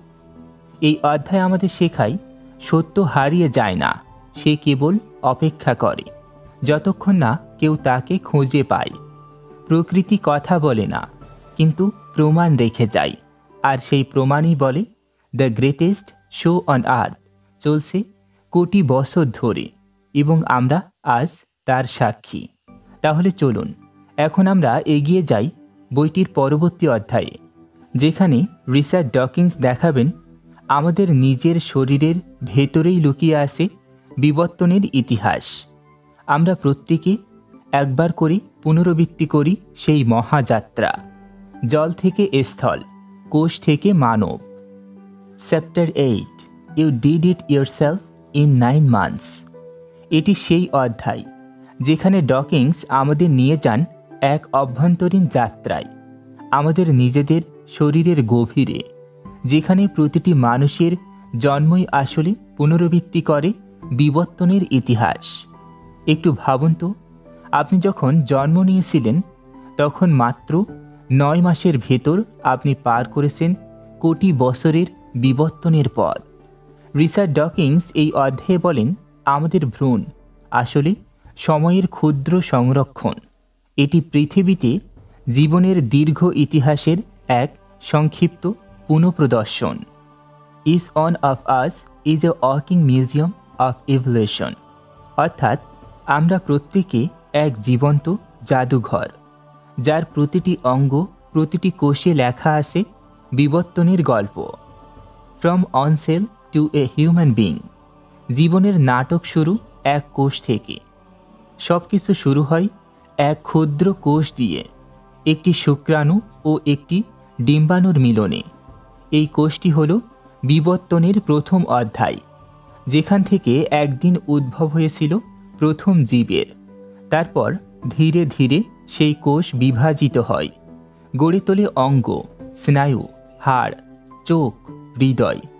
যেন সময়ের পুরনো নাটক নতুন করে মঞ্চস্থ হচ্ছে। ডকিংস বলেন, in the womb nature rehearses the history of life. অর্থাৎ গর্ভের ভেতরে প্রকৃতি জীবনের ইতিহাস পুনরায় অভিনয় করে। রিক্যাপিচুলেশন, ইতিহাসের পুনরাবৃত্তি। একসময় বিজ্ঞানীরা বলতেন, অন্টোজেনি রিক্যাপিচুলেট ফাইলোজেনি। অর্থাৎ একটি প্রাণীর ভ্রূণ তার প্রজাতির বিবর্তনের ইতিহাসকে সংক্ষেপে পুনরায় অতিক্রম করে। যদিও এই ধারণাটি পুরোপুরি আক্ষরিক নয়, তবুও এতে গভীর সত্য লুকিয়ে আছে। আমাদের বিকাশের ধাপগুলো বিবর্তনের ধাপগুলোর প্রতিচ্ছবি। ফিশ, রেপটাইল, ম্যামেল, শরীরের ভেতরে ইতিহাস। ডকিংস বলেন, যখন আমরা গর্ভে থাকি এক পর্যায়ে আমাদের শরীরে গঠিত হয় গিল স্লট, যেমনটা থাকে মাছের ভ্রূণে। পরে এই গঠন বদলে যায়, হয়ে ওঠে মানুষের মুখ ও গলার অংশ। আবার আমাদের ভ্রূণের লেজও দেখায় আমাদের অতীত, যেখানে আমরা একসময় লেজওয়ালা প্রাণী ছিলাম। আমাদের শরীরে এখনও সেই অতীতের চিহ্ন রয়ে গেছে। টেলবোন, ককেক্স, উইজডম টিথ, গুজবাম্পস সবই এক সময়ের দরকারি বৈশিষ্ট্য, যা এখন কেবল ইতিহাসের স্মারক। ডিএনএ, দ্য ইভলিউশনারি স্ক্রিপ্ট, বিবর্তনের চিত্রনাট্য। ডকিংস বলেন, আমাদের ডিএনএ আসলে এক বিশাল বই, যেখানে প্রতিটি প্রজাতির গল্প, পরিবর্তন এবং অভিযোজন লিপিবদ্ধ আছে। যখন ভ্রূণ বেড়ে ওঠে, ডিএনএ সেই পুরনো নির্দেশগুলো অনুসরণ করে, কখনো সক্রিয় হয়, কখনো নিস্তব্ধ। এর মানে আমাদের শরীর বিকাশের প্রতিটি ধাপ হল একটি পুরনো বিবর্তনীয় স্মৃতি, যা আমরা নিজের অজান্তেই পুনর্গঠন করি। Embryology is evolution in fast forward. অর্থাৎ ভ্রূণের বিকাশ হল বিবর্তনের দ্রুত পুনঃপ্রদর্শন। ইউনিভার্সাল প্যাটার্নস, এক অভিন্ন নকশা। ডকিংস দেখান, মুরগি, কুকুর, মাছ, মানুষ সব প্রাণীর ভ্রূণের প্রাথমিক গঠন অবাক করার মতো একই রকম। সবাই শুরু করে একই কোষ বিভাজন দিয়ে, সবাই এক সময়ের জন্য একই আকৃতিতে পৌঁছে, তারপর আলাদা পথে যায়। এটাই প্রমাণ করে জীবন এসেছে এক সাধারণ উৎস থেকে, যেখান থেকে শুরু হয়েছিল এই মহাশিল্প। The unity of embryonic design is the fingerprint of common ancestry. অর্থাৎ সব প্রাণীর ভ্রূণের মিলই প্রমাণ করে আমরা সবাই একই পূর্বপুরুষের সন্তান। Evolution writes, time edits. Dawkins এক চমৎকার তুলনা দেন। তিনি বলেন, বিবর্তন হল একজন লেখক, আর সময় হল তার সম্পাদক। লেখক বারবার লেখে, মুছে, যোগ করে, নতুন অধ্যায় বানায়। তেমনি প্রকৃতি সময়ের সঙ্গে সঙ্গে তার জেনেটিক স্ক্রিপ্ট সম্পাদনা করেছে। ফলাফল আমরা। আমাদের দেহে আসে সেই পুরনো বাক্যগুলোর ছাপ, যেগুলো একসময় মাছের, সরীসৃপের বা প্রাচীন স্তন্যপায়ীর গল্প বলতো। দ্য মিরাকেল উইথিন এই অধ্যায়ের সবচেয়ে মনোমুগ্ধকর ভাবনা হল, প্রকৃতি কোনো বাইরের কারিগর দিয়ে মানুষ তৈরি করেনি। আমরা নিজেরাই তৈরি হয়েছি, নিজের জেনেটিক কোড অনুসরণ করে। You did it yourself, no outside hand required. অর্থাৎ আপনার শরীর গঠন করেছে আপনার নিজের ডিএনএ, আপনার নিজের বিবর্তিত কোষ। এটাই জীবনের শ্রেষ্ঠ বিস্ময়, অলৌকিকতা নয়, আত্মসৃষ্টির সৌন্দর্য।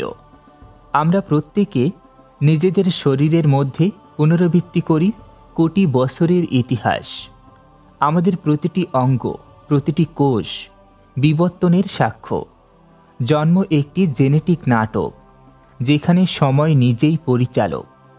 এই অধ্যায় আমাদের শেখায়, আমাদের জন্ম কোনো অলৌকিক সৃষ্টি নয়, এটি বিবর্তনের সবচেয়ে জটিল, সবচেয়ে সুন্দর অধ্যায়।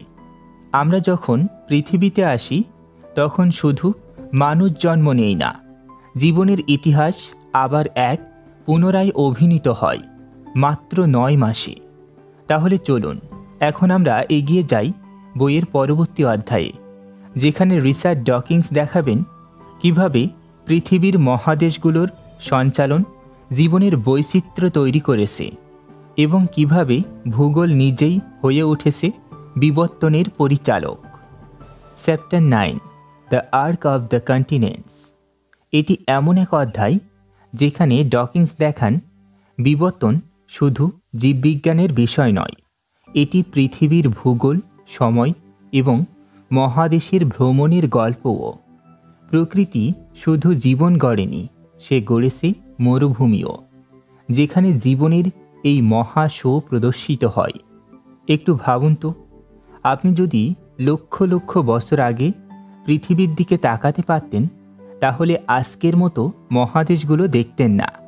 কোনো ইউরোপ ছিল না, কোনো আফ্রিকা, এশিয়া বা আমেরিকা নয়। সব মহাদেশ তখন একসাথে জোড়া লাগানো এক বিশাল স্থলভাগ, যার নাম প্যানগায়া। রিচার্ড ডকিন্স এই অধ্যায়ে বলেন, জীবনের ইতিহাস বোঝার জন্য আমাদের জানতে হবে পৃথিবীর মহাদেশগুলোর ইতিহাস। কারণ জীবনের বিবর্তন শুধুমাত্র সময়ের সঙ্গে নয়, স্থান বা লোকেশন এর সঙ্গেও গভীরভাবে যুক্ত। দ্য গ্রেট কন্টিনেন্টাল ড্রিফট, মহাদেশের ধীর নৃত্য।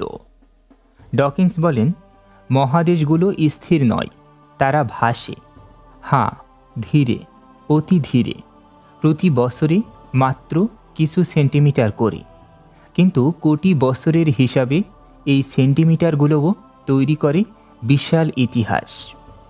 একসময় সব মহাদেশ ছিল একসাথে, তারপর সময়ের সঙ্গে তারা ভেসে গিয়ে আলাদা হয়ে যায়।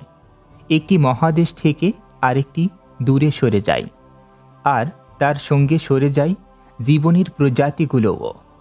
এই ধীর নৃত্যই তৈরি করেছে জীববৈচিত্র্যের মানচিত্র। দ্য বায়োগ্রাফিক্যাল পাজেল, জীবন ও ভূগোলের সম্পর্ক। ডকিন্স এখানে বলেন, কেন অস্ট্রেলিয়ায় ক্যাঙ্গারু আসে কিন্তু আফ্রিকায় নেই? কেন মাদাগাস্কারে লেমুর আসে কিন্তু ভারতে নেই? কেন দক্ষিণ আমেরিকার পাখিদের রং আর স্বর সম্পূর্ণ আলাদা? এই প্রশ্নগুলোর উত্তর একটাই, মহাদেশের বিচ্ছেদ, কন্টিনেন্টাল সেপারেশন। যখন মহাদেশগুলো আলাদা হলো, প্রতিটি জায়গা হয়ে উঠল এক একটি প্রাকৃতিক পরীক্ষাগার, যেখানে জীবন নিজে নিজে নতুন পথে বিবর্তিত হল। Australia, the isolated laboratory. Dawkins বলেন, অস্ট্রেলিয়া হল প্রকৃতির সবচেয়ে ইভলিউশনারি টাইম ক্যাপসুল, কারণ এটি কোটি বছর ধরে অন্য মহাদেশ থেকে বিচ্ছিন্ন ছিল। তাই সেখানে টিকে গেছে এক ভিন্ন জগৎ, মার্সুপিয়াল প্রাণী যেমন ক্যাঙ্গারু, কোয়ালা, ওম্ব্যাট, যারা বাচ্চাকে পেটে নয় থলিতে বহন করে। আর আশ্চর্যের বিষয়, এদের জীবনধারা প্রায় একই ধরনের প্লাসেন্টাল প্রাণীর সঙ্গে মিলে যায়, যেমন কুকুর, বিড়াল বা ভাল্লুক, কিন্তু তারা এসেছে সম্পূর্ণ আলাদা বিবর্তনীয় পথে। এই প্রক্রিয়াকে বলে কনভার্জেন্ট ইভলিউশন, যেখানে ভিন্ন প্রাণী একই রকম জীবনযাত্রার অভিযোজন করে নেয়। The South American connection. Dawkins এরপর বলেন, দক্ষিণ আমেরিকায় একসময় বসবাস করত জায়েন্ট স্লথ ও গ্লিপ্টোডন, যারা দেখতে অনেকটা আজকের আর্মাডিলোর মতো। যখন উত্তর ও দক্ষিণ আমেরিকা একসময় পানামা ল্যান্ড ব্রিজ এর মাধ্যমে যুক্ত হলো, তখন প্রাণীরা এক মহাদেশ থেকে আরেকটিতে ছড়িয়ে পড়ল, আর শুরু হলো দ্য গ্রেট আমেরিকান ইন্টারচেঞ্জ। ফলাফল, অনেক প্রজাতি টিকে রইল, কিছু বিলুপ্তি হলো, আর তৈরি হলো নতুন প্রাণীর বৈচিত্র্য। মাদাগাস্কার, এ অল্ড অ্যাফ্যাক্ট। ডকিন্স বলেন, মাদাগাস্কার হল পৃথিবীর সবচেয়ে মায়াবী জীববৈচিত্র্যের দ্বীপ। এটি আফ্রিকা থেকে আলাদা হয়েছিল প্রায় 88 মিলিয়ন বছর আগে, আর সেই থেকেই সেখানে জীবন চলেছে নিজের পথে। যেখানে আছে লেমুর, পৃথিবীর আর কোথাও নেই। আর বিশাল গাছের মাথায় ঘুমিয়ে থাকা ই, যা দেখতে একদিকে বানর, আবার অন্যদিকে চূড়ান্ত রহস্যময়। এই দ্বীপের প্রাণীরা প্রমাণ করে বিচ্ছিন্নতা জীবনের বিবর্তনের সবচেয়ে শক্তিশালী চালক। প্যানজিয়াস চিলড্রেন। ডকিন্স বলেন, যখন মহাদেশগুলো আলাদা হতে শুরু করল, প্রতিটি প্রজাতি নিজের মতো করে মানিয়ে নিল। কেউ পাহাড়ে, কেউ মরুভূমিতে, কেউ বরফে, কেউ জলে। ফলে পৃথিবী হয়ে উঠল এক বিশাল আর্ক, যেখানে প্রতিটি মহাদেশ এক একটি আলাদা চ্যাপ্টার, জীবনের মহাগ্রন্থে। The continents themselves become the ark, carrying the life across drifting sea of time. অর্থাৎ মহাদেশগুলোই হয়ে উঠেছে নৌকা, আর সময়ের সমুদ্রে ভাসিয়ে নিয়ে গেছে জীবনকে। জেনেটিক জিওগ্রাফি, জিনও জানে পথ চলা।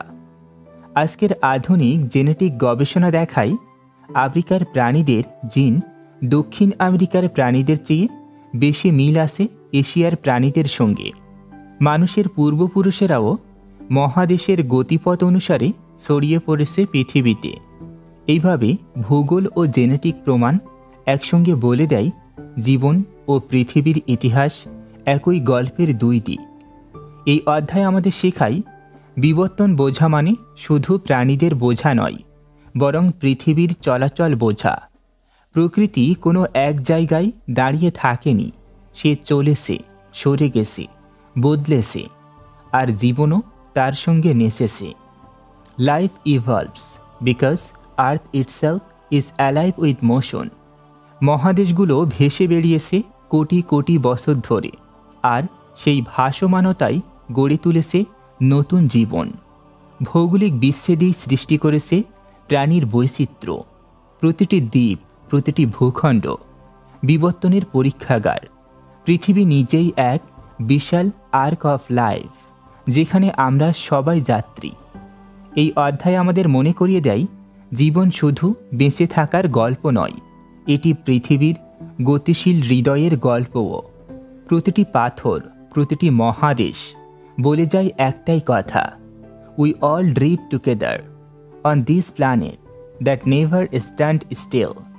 তাহলে চলুন এখন আমরা এগিয়ে যাই বইটির পরবর্তী অধ্যায়ে, যেখানে রিচার্ড ডকিন্স আমাদের দেখাবেন সব প্রাণী কিভাবে একে অপরের আত্মীয়, এবং জীবন আসলে কিভাবে এক বিশাল পারিবারিক বৃক্ষ, যার শেকড় কোটি বছর গভীরে, আর যার ডালপালা আমরা নিজেরাই। Chapter 10, the tree of cousinship. ভাবুন তো, আপনি একদিন বনে হাঁটছেন, চারিদিকে অসংখ্য গাছ, পাখি, পতঙ্গ আর নানান জীব। হঠাৎ যদি আপনাকে কেউ জিজ্ঞেস করে, এই পৃথিবীতে তোমার আত্মীয় কারা? আপনি হয়তো বলবেন, আমার পরিবার, আমার পূর্বপুরুষ। কিন্তু রিচার্ড ডকিন্স বলেন, তোমার আত্মীয় কেবল মানুষ নয়, এই পৃথিবীর প্রতিটি প্রাণী তোমার আত্মীয়। এই অধ্যায়ের নাম দ্য ট্রি অফ কাজিনশিপ, অর্থাৎ আত্মীয়তার বৃক্ষ। এখানে ডকিংস আমাদের দেখান জীবন কোনো আলাদা সৃষ্টি নয়, বরং এক বিশাল পারিবারিক বৃক্ষের শাখা প্রশাখা, যার মূল একটাই, জীবনের উৎপত্তি, the family tree of life. Dawkins বলেন, যদি আপনি পৃথিবীর সমস্ত জীবকে নিয়ে একটি বিশাল বৃক্ষ আঁকেন, তাহলে সেই বৃক্ষের গোড়ায় থাকবে এক সাধারণ পূর্বপুরুষ, যাকে বলা হয় লুকা, অর্থাৎ লাস্ট ইউনিভার্সাল কমন অ্যানসেস্টর। এই লুকা থেকে শুরু হয়েছে কোটি কোটি বছরের বিবর্তনের যাত্রা, যেখানে সময়ের সাথে সাথে প্রাণীরা আলাদা পথে হেঁটেছে। কেউ মাছ হয়েছে, কেউ সরীসৃপ, কেউ পাখি, কেউ স্তন্যপায়ী। আর সেই পথের এক ছোট্ট শাখা থেকে উদ্ভূত হয়েছি আমরা মানব জাতি। Every creature that ever lived in a cousin of yours, some closer, some more distant, but all part of the same tree. DNA, the signature of kinship. Dawkins বলেন, যখন আমরা ডিএনএ বিশ্লেষণ করি, তখন আমরা দেখতে পাই পৃথিবীর প্রতিটি প্রাণীর মধ্যে এক আশ্চর্য মিল। মানুষ এবং শিম্পাঞ্জির ডিএনএ এর মধ্যকার মিল 98.8%। প্রায় 50% মিল আছে কলার সঙ্গে, এমনকি গাছপালার সঙ্গেও আছে কিছু সাধারণ জিন। এগুলোর মানে কি? এগুলোর মানে হলো আমরা সবাই এক বিশাল জেনেটিক পরিবারের সদস্য, যেখানে কোটি বছরের বিবর্তন আমাদের মধ্যে এক অদৃশ্য সম্পর্ক বুনে রেখেছে। DNA is the greatest genealogical record ever written. It tells the story of life more truthfully than any scripture. Cladistis, Understanding the Branches.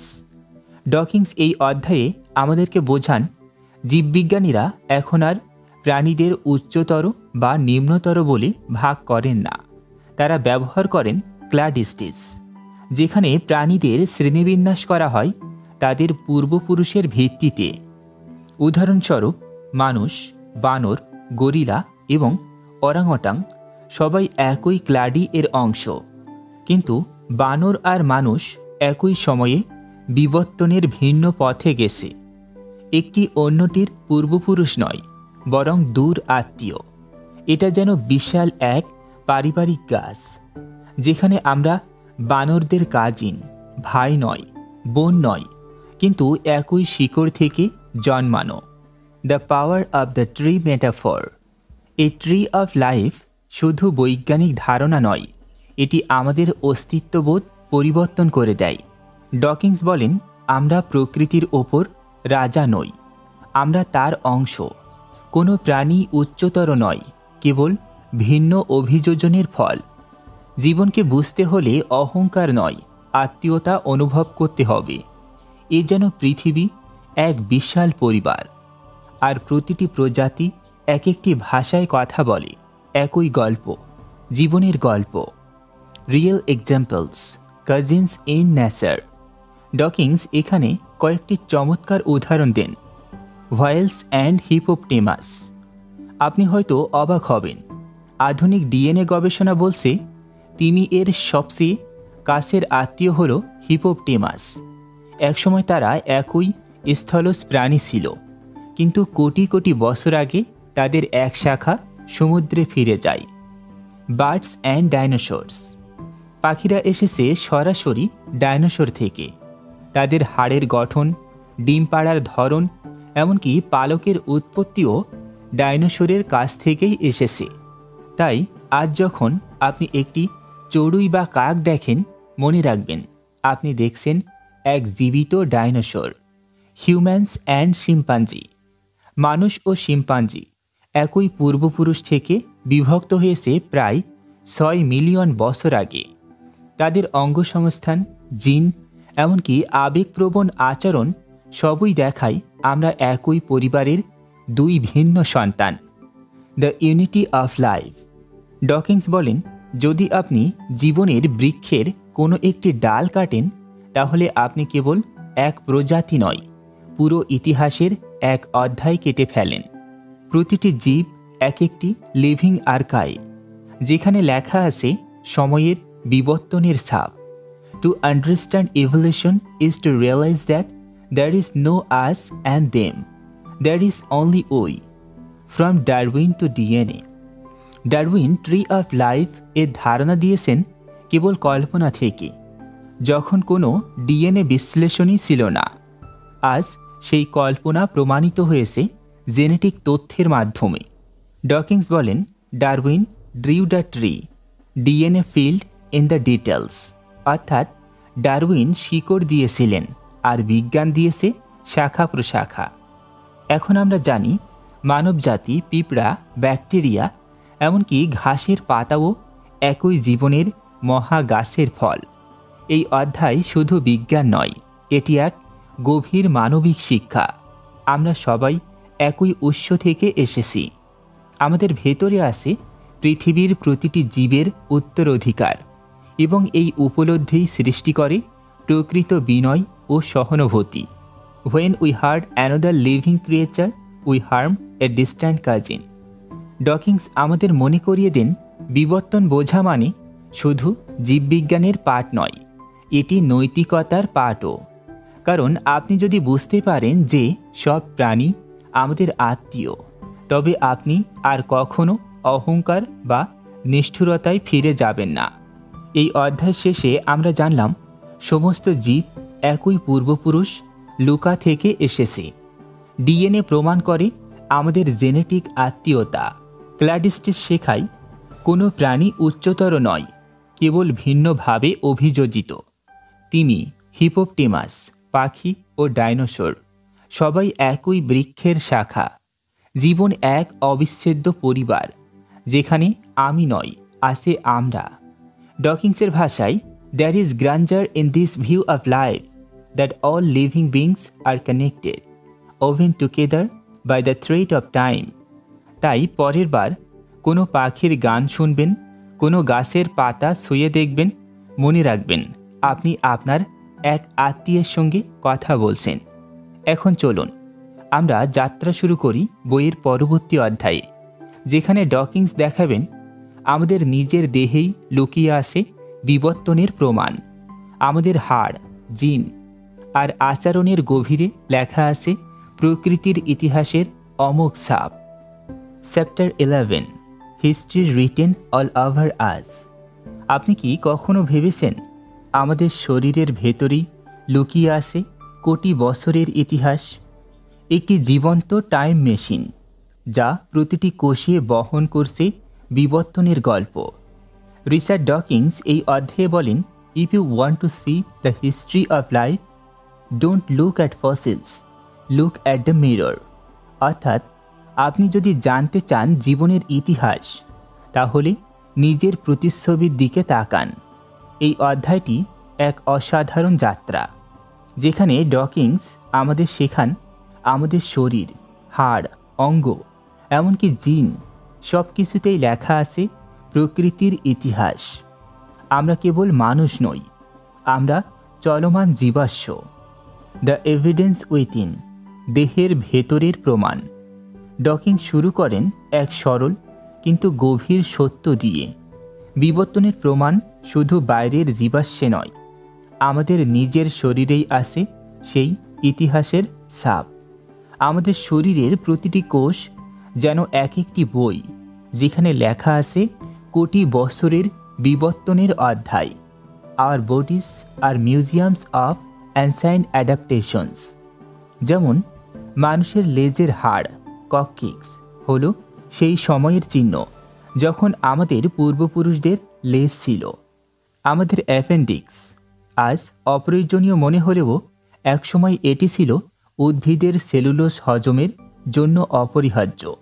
R wisdom teeth, ওগুলো ছিল দরকার যখন মানুষ কঠিন খাবার চিবাত। কিন্তু এখন সেই পুরনো অভ্যাস হারিয়ে গেলেও দাঁত রয়ে গেছে এক অবশিষ্ট নিদর্শন হিসেবে। এই সবই ভেস্টিজিয়াল স্ট্রাকচারস, অর্থাৎ অঙ্গগুলো যা বিবর্তনের পুরনো স্মৃতি বহন করে। The embryo as a time capsule.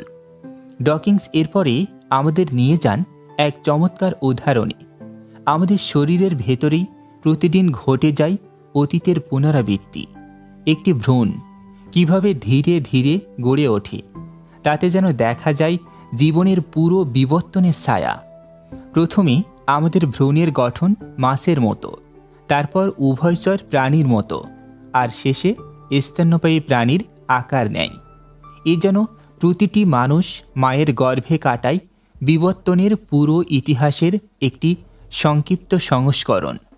Embryology recapitulate evolution, not perfectly but beautifully enough to tell the tale. অর্থাৎ ভ্রূণতত্ত্ব বিবর্তনের পুনরাবৃত্তি করে, নিখুঁতভাবে নয়, তবে গল্পটি বলার জন্য যথেষ্ট সুন্দরভাবে। বোনস টেল দ্য স্টোরি, মানুষের কঙ্কাল নিজেই একটি জীবন্ত জীবাশ্ম। ডকিন্স বলেন, আমাদের হাড়ের গঠন আজও বহন করছে সেই পথ চলার চিহ্ন, যেখানে জলে সাঁতার কাটা প্রাণী থেকে শুরু করে স্থলজ প্রাণীতে পরিণত হয়েছে জীবন। মানুষের হাতের হাড়, বাদুড়ের ডানার হাড়, তিমির ফিন আর ঘোড়ার পা, সবগুলোর ভেতরেই একই মূল কাঠামো, 5 ফিঙ্গার্ড প্যাটার্ন। অর্থাৎ প্রকৃতি আলাদা করে প্রতিটি প্রাণী বানায়নি, বরং একই শ্বাস ব্যবহার করে পরিবর্তন করেছে তার প্রয়োজন অনুযায়ী। Evolution is the greatest recycler, it never start from scratch. অর্থাৎ বিবর্তন হল সর্বশ্রেষ্ঠ পুনর্ব্যবহারকারী, এটি কখনো শূন্য থেকে শুরু করে না। দ্য মাইন্ডস ফসিল, আমাদের মস্তিষ্কের ইতিহাস। বিবর্তনের ইতিহাস শুধু শরীরে নয়, আমাদের মস্তিষ্কেও খোদিত আছে। ভয়, রাগ, ঈর্ষা, সহানুভূতি, এসব আমাদের বিবর্তনের মানসিক অবশেষ। প্রাচীন সময়ের মানুষ অন্ধকারকে ভয় পেত, কারণ অন্ধকার মানে ছিল শিকারী প্রাণীর হুমকি। আজও সেই ভয় আমাদের মধ্যে বেঁচে আছে, যদিও আমাদের সামনে কোনো বাঘ নেই। ডকিন্স বলেন, আমাদের অনেক আবেগই এখনকার পৃথিবীর জন্য পুরনো সফটওয়্যার, তবুও এই পুরনো প্রোগ্রামগুলো আমাদের মনে করিয়ে দেয় কোটি বছরের প্রাকৃতিক নির্বাচনের ধারাবাহিকতা। সিউডোজিনস, দ্য জেনেটিক ফসিলস। এরপর ডকিন্স আমাদের নিয়ে যান জিনের গভীরে, যেখানে বিবর্তনের সবচেয়ে শক্তিশালী প্রমাণ লুকিয়ে আছে। সিউডোজিনস হল এমন কিছু জিন যেগুলো একসময় কাজ করত কিন্তু এখন বন্ধ, যেমন মানুষের ভাইটামিন সি জিন, যা অন্য স্তন্যপায়ী প্রাণীদের দেহে ভাইটামিন সি তৈরি করে। আমাদের মধ্যে সেটি নিষ্ক্রিয় হয়ে গেছে, তবুও সেই জিন আজও আমাদের ডিএনএতে আছে, একটি মৃত অক্ষরের মতো, যা বলে যায় অতীতের গল্প। DNA is like a palimpsest, layer upon layer of history written, erased and rewritten again. Human imperfections, evolution's fingerprints. Dawkins এক চমকপ্রদ সত্য দেখান, যদি মানুষকে কোনো সর্বশক্তিমান ডিজাইনার বানাতেন, তাহলে আমাদের শরীরে এত অদ্ভুত ভুল থাকতো না। উদাহরণস্বরূপ রিকারেন্ট ল্যারেঞ্জিয়াল নার্ভ, গলার একটি স্নায়ু যা গলার কাছেই থাকতে পারত, কিন্তু তা বুকের ভেতর ঘুরে আসে প্রায় 4.5 মিটার লম্বা পথ ঘুরে। তিমির ক্ষেত্রেও একই জিনিস। এই অদ্ভুত পথ বিবর্তনের পুরনো ডিজাইনের ফলাফল। হিউম্যান স্পাইন, আমাদের মেরুদণ্ড তৈরি হয়েছিল 4 পায়ে হাঁটার জন্য, কিন্তু এখন আমরা দাঁড়িয়ে হাঁটি, তাই পিঠের ব্যথা, স্লিপ ডিস্ক ইত্যাদি হচ্ছে এক বিবর্তনীয় আপোষ।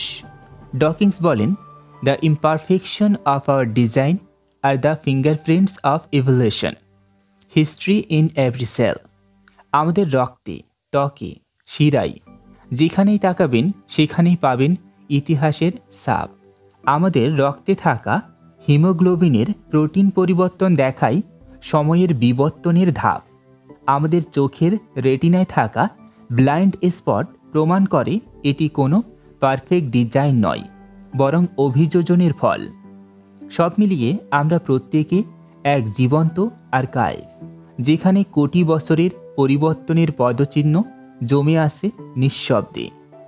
দ্য বিউটি অফ ইমপারফেকশন, এই অধ্যায়ের সবচেয়ে গভীর শিক্ষা হলো আমরা অসম্পূর্ণ, কিন্তু এই অসম্পূর্ণতাই আমাদের ইতিহাসের প্রমাণ। প্রতিটি ত্রুটি, প্রতিটি অদ্ভুত গঠন প্রকৃতির সময়ের সাথে শেখা অভিযোজনের গল্প। ডকিন্স বলেন, if evolution could speak, our bodies would be its autobiography. অর্থাৎ আমাদের অস্তিত্বই হল বিবর্তনের আত্মজীবনী। আমাদের শরীর, হাড়, জিন এবং মস্তিষ্কে বিবর্তনের প্রমাণ রয়েছে। লেস, অ্যাপেন্ডিক্স, ওয়েজডম টিথ ইত্যাদি ভেস্টিজিয়াল অঙ্গ হল পুরনো অভিযোজনের চিহ্ন। ভ্রূণ গঠনের ধাপে দেখা যায় জীবনের প্রাচীন ছায়া। আমাদের ডিএনএ হল এক জীবাশ্ম আর্কাইভ, যেখানে লেখা আছে অতীতের কোড। মানুষ এবং অন্য প্রাণীর অসম্পূর্ণ গঠনই প্রমাণ করে ডিজাইন নয়, বিবর্তনই আমাদের নির্মাতা। এই অধ্যায় আমাদের শেখায় আমরা এক জীবন্ত ইতিহাস, এক চলমান প্রমাণ যে প্রকৃতি কখনো নিখুঁত নয়, কিন্তু সবসময় সৃজনশীল।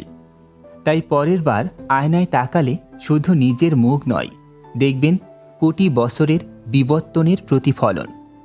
You are the evidence evolution wrote you line by line over the pages of time. এখন চলুন আমরা এগিয়ে যাই বইয়ের পরবর্তী অধ্যায়ে, যেখানে ডকিন্স দেখাবেন প্রকৃতির লড়াই, প্রতিযোগিতা এবং অস্ত্রবিদ্ধি কিভাবে সৃষ্টি করেছে জীবনের সৌন্দর্য ও নৃশংসতা, একই গল্পের দুই দিক। Chapter 12, arm races and evolutionary theodicy. প্রকৃতির সৌন্দর্য আমরা সবাই দেখি, ফুলের রং, পাখির গান, জঙ্গলের ছায়া। কিন্তু আপনি কি জানেন এই সৌন্দর্যের আড়ালে চলেছে এক নিরন্তর যুদ্ধ, এক যুদ্ধ যেখানে প্রতিটি প্রাণী লড়ছে বেঁচে থাকার জন্য। কেউ শিকারী, কেউ শিকার, কেউ রক্ষাকারী, কেউ আক্রমণকারী।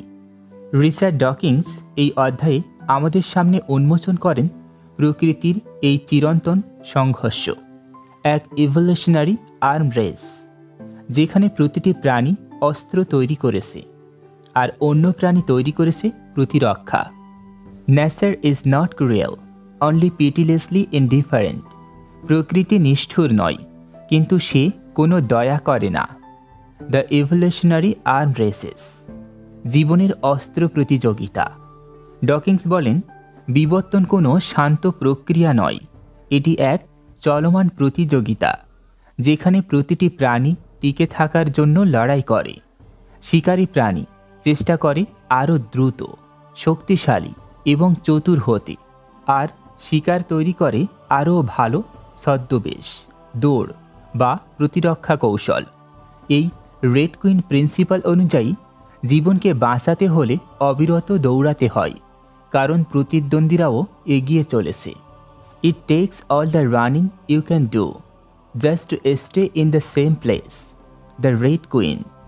প্রিডেটর্স ভার্সেস প্রে, শিকারী ও শিকার। প্রকৃতির প্রতিটি পরিবেশেই এই লড়াই চলছে। চিতা বনাম হরিণ। চিতা যত দ্রুত হয়, হরিণও তত দ্রুত হতে শেখে। একজনের উন্নতি অন্যজনের বেঁচে থাকার সত্ত্ব বদলে দেয়। পেঁচা বনাম ইঁদুর। পেঁচা উন্নত করে শ্রবণ শক্তি ও দৃষ্টি, আর ইঁদুর উন্নত করে গর্ত খোঁড়ার দক্ষতা ও সতর্কতা। ব্যাকটেরিয়া বনাম প্রতিরোধ ব্যবস্থা। আমাদের শরীরে ব্যাকটেরিয়া ক্রমাগত বিবর্তিত হচ্ছে, আর আমাদের রোগ প্রতিরোধ ব্যবস্থা শিখছে প্রতিদিন নতুন যুদ্ধ কৌশল। এই চলমান ভারসাম্যই প্রকৃতির জীবনচক্রের প্রাণশক্তি। প্লান্টস ফাইট টু, উদ্ভিদের প্রতিরক্ষা যুদ্ধ। প্রকৃতির যুদ্ধ কেবল প্রাণীদের মধ্যে নয়, উদ্ভিদরাও তাদের নিজস্ব অস্ত্র তৈরি করেছে।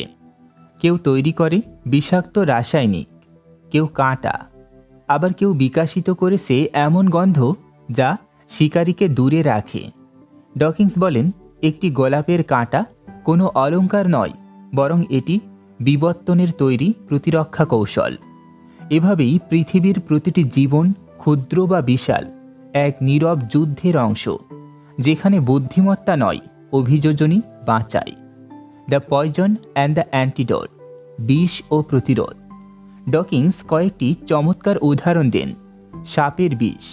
সাপের বিষ হল প্রকৃতির তৈরি এক নিখুঁত রাসায়নিক অস্ত্র, কিন্তু কিছু প্রাণী যেমন মঙ্গুস বা হেজক তাদের শরীরে তৈরি করেছে সেই বিষের প্রতিরোধ ক্ষমতা। ব্যাঙের ত্বকের বিষ। দক্ষিণ আমেরিকার পয়জন ড্রাট ফ্রগ তার ত্বক দিয়ে এমন বিষ নির্গত করে যা শিকারীকে এক মুহূর্তেই হত্যা করতে পারে। তবুও কিছু সাপ এমন প্রতিরোধ তৈরি করেছে যাতে সে সেই ব্যাঙকেও খেতে পারে। এভাবেই বিবর্তন শেখায় প্রতিটি শক্তির বিপরীতে জন্ম নেয় প্রতিরোধ, আর প্রতিটি আক্রমণের বিপরীতে নতুন কৌশল। ডিসেপশন অ্যান্ড ক্যামোফ্লাগ, প্রতারণার শিল্প। ডকিন্স বলেন, প্রকৃতির সবচেয়ে সফল যোদ্ধা সেই যে প্রতারণা করতে পারে। কিছু প্রজাপতির ডানায় ছাপা থাকে চোখের মতো দাগ, যা শিকারীকে ভয় দেখায়। আবার কিছু পতঙ্গ গাছের পাতা ও ডালের মতো ছদ্মবেশ নেয়, যাতে তাকে খুঁজে পাওয়া অসম্ভব হয়। আবার কিছু ফুল বিকশিত হয়েছে এমনভাবে যাতে পোকামাকড়কে ভালোবাসার ছলনায় ফাঁদে ফেলে পরাগায়ন ঘটায়। এ যেন প্রকৃতির এক অভিনব যুদ্ধ, যেখানে অস্ত্র হল ছদ্মবেশ আর কৌশল হল প্রতারণা। Evolution is the greatest illusionist, its trick is survival. Evolutionary theodicy. কেন প্রকৃতি নিষ্ঠুর? এখন আসল প্রশ্ন। যদি প্রকৃতি এত বুদ্ধিদীপ্ত ও সুন্দর, তবে কেন এত নিষ্ঠুর? কেন এক প্রাণীকে বাঁচতে হলে অন্য প্রাণীকে মারতে হয়? ডকিন্স এই প্রশ্নের উত্তর দেন বিজ্ঞান ও যুক্তির আলোচনায়। প্রকৃতি ভালো বা খারাপ নয়, সে কেবল উদ্দেশ্যহীন নির্বাচন। প্রাকৃতিক নির্বাচন কারো প্রতি পক্ষপাত করে না, সে শুধু যে টিকে থাকতে পারে তাকেই রাখে। এটি হলো ইভলিউশনারি থিওডিসি, যেখানে আমরা প্রকৃতির নৃশংসতাকে দোষ হিসেবে নয়, বরং অস্তিত্বের অনিবার্য সত্য হিসেবে দেখি। Natural selection is neither cruel not kind, it just is. অর্থাৎ প্রাকৃতিক নির্বাচন না নিষ্ঠুর না দয়ালু, এটি শুধু তার মতোই করে থাকে। বিউটি বর্ন ফ্রম ব্যাটেল, সংঘর্ষে সৌন্দর্য। এই অধ্যায়ে ডকিন্স বলেন, প্রকৃতির প্রতিটি সৌন্দর্যই এসেছে সংগ্রাম থেকে। ময়ূরের পালক তৈরি হয়েছে যৌন নির্বাচনের যুদ্ধ থেকে। ফুলের রং ও গন্ধ এসেছে পোকামাকড়কে আকর্ষণ করার প্রতিযোগিতা থেকে। এমনকি ভালোবাসা ও সহানুভূতিও এসেছে সামাজিক প্রাণীর টিকে থাকার কৌশল থেকে। অর্থাৎ সংঘর্ষই সৃষ্টি করেছে সৃষ্টিকে। Without struggle there is no beauty, without death there is no life. অর্থাৎ সংগ্রাম ছাড়া সৌন্দর্য নেই, মৃত্যু ছাড়া জীবন নেই। এই অধ্যায়ের মূল বার্তা হল, প্রকৃতি এক বিশাল যুদ্ধক্ষেত্র, কিন্তু সেটি জীবনকে গড়েছে। বেঁচে থাকা মানে অভিযোজন শেখা, এবং প্রতিটি প্রাণী, উদ্ভিদ কিংবা কোষ একটি নীরব যুদ্ধের সৈনিক, যে টিকে থাকার জন্য লড়ে যাচ্ছে। ডকিন্স বলেন, the arm race is not a tragedy, it's the engine of life. অর্থাৎ প্রতিযোগিতা, সংঘর্ষ আর অভিযোজনই জীবনের চালক। প্রকৃতি হল এক আবিরাম অস্ত্র প্রতিযোগিতা। প্রিডেটর বনাম প্রে, উদ্ভিদ, প্রাণী, এমনকি জীবাণুরাও এই লড়াইয়ের অংশ।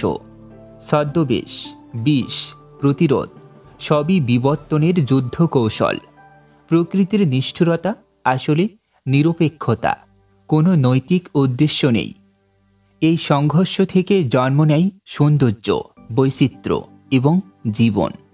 ডকিন্স এই অধ্যায়ের শেষে বলেন, nature is not designed for our comfort, it is designed if we can use that word for survival.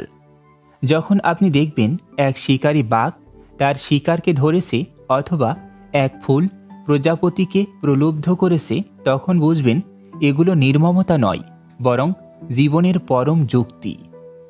প্রকৃতি হল এক নিরপেক্ষ মঞ্চ, যেখানে প্রতিটি প্রাণী নিজের অস্তিত্বের জন্য অভিনয় করছে, আর দর্শক কেবল সমন্বয়।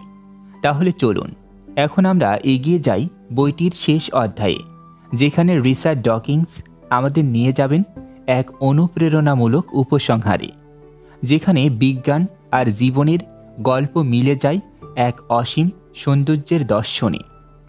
Chapter 13, there is grandeur in this view of life.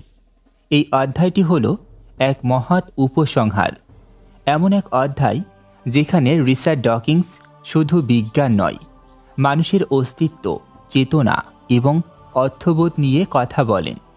বইয়ের নাম যেমন দ্য গ্রেটেস্ট শো অন আর্থ, তেমনি এই শেষ অধ্যায়টি আমাদের চোখ খুলে দেয় সেই শো এর দিকে, যা কোটি বছর ধরে চলছে। মঞ্চ হলো পৃথিবী, অভিনেতা আমরা সবাই, আর পরিচালক কেউ নয়, প্রকৃতি নিজেই। দ্যার ইজ গ্র্যান্ডার, একটি উদ্ধৃতি থেকে মহাবিশ্বের দর্শন। অধ্যায়ের শিরোনামটি ডকিন্স নিয়েছেন চার্লস ডারউইনের দ্য অরিজিন অফ স্পিসিস বইয়ের শেষ লাইন থেকে। There is grandeur in this view of life, অর্থাৎ জীবনের এই দৃষ্টিভঙ্গিতে এক মহিমা আছে। ডারউইনের এই বাক্য একসঙ্গে বৈজ্ঞানিক ও কাব্যিক। এটি বলে জীবন কোনো অলৌকিক উপহার নয়, বরং প্রকৃতির এক অবিশ্বাস্য বিবর্তনীয় সিম্ফনি। ডকিন্স বলেন, যদি আপনি সত্যি বিবর্তন বুঝতে পারেন, তাহলে আপনি দেখবেন এতে কেবল যুক্তি নয়, অন্তহীন সৌন্দর্যও আছে। To understand evolution is not diminish life's wonder, it is to multiply it. অর্থাৎ বিবর্তনকে বোঝা মানে জীবনের বিস্ময়কে কমিয়ে দেওয়া নয়, বরং তাকে বহু গুণ বাড়িয়ে দেওয়া। Life from simplicity to splendour. Dawkins এই অধ্যায়ে আমাদের নিয়ে যান সেই যাত্রায়, যেখানে জীবন শুরু হয়েছিল এক কোষ থেকে এবং ধীরে ধীরে রূপ নিয়েছে কোটি কোটি রূপে। একসময় পৃথিবী ছিল নির্জীব, শুধুই রাসায়নিক প্রতিক্রিয়া। তারপর একদিন জন্ম নিল সেলফ রেপ্লিকেটিং মলিকিউলস, প্রথম জিন, প্রথম লাইফ স্ক্রিপ্ট। সেই একক কোষই আজ রূপ নিয়েছে গাছ, প্রাণী, পাখি, মানুষে। এই পুরো প্রক্রিয়াটি কোনো পরিকল্পনা নয়, বরং অসংখ্য প্রাকৃতিক পরীক্ষা আর অভিযোজনের ফল।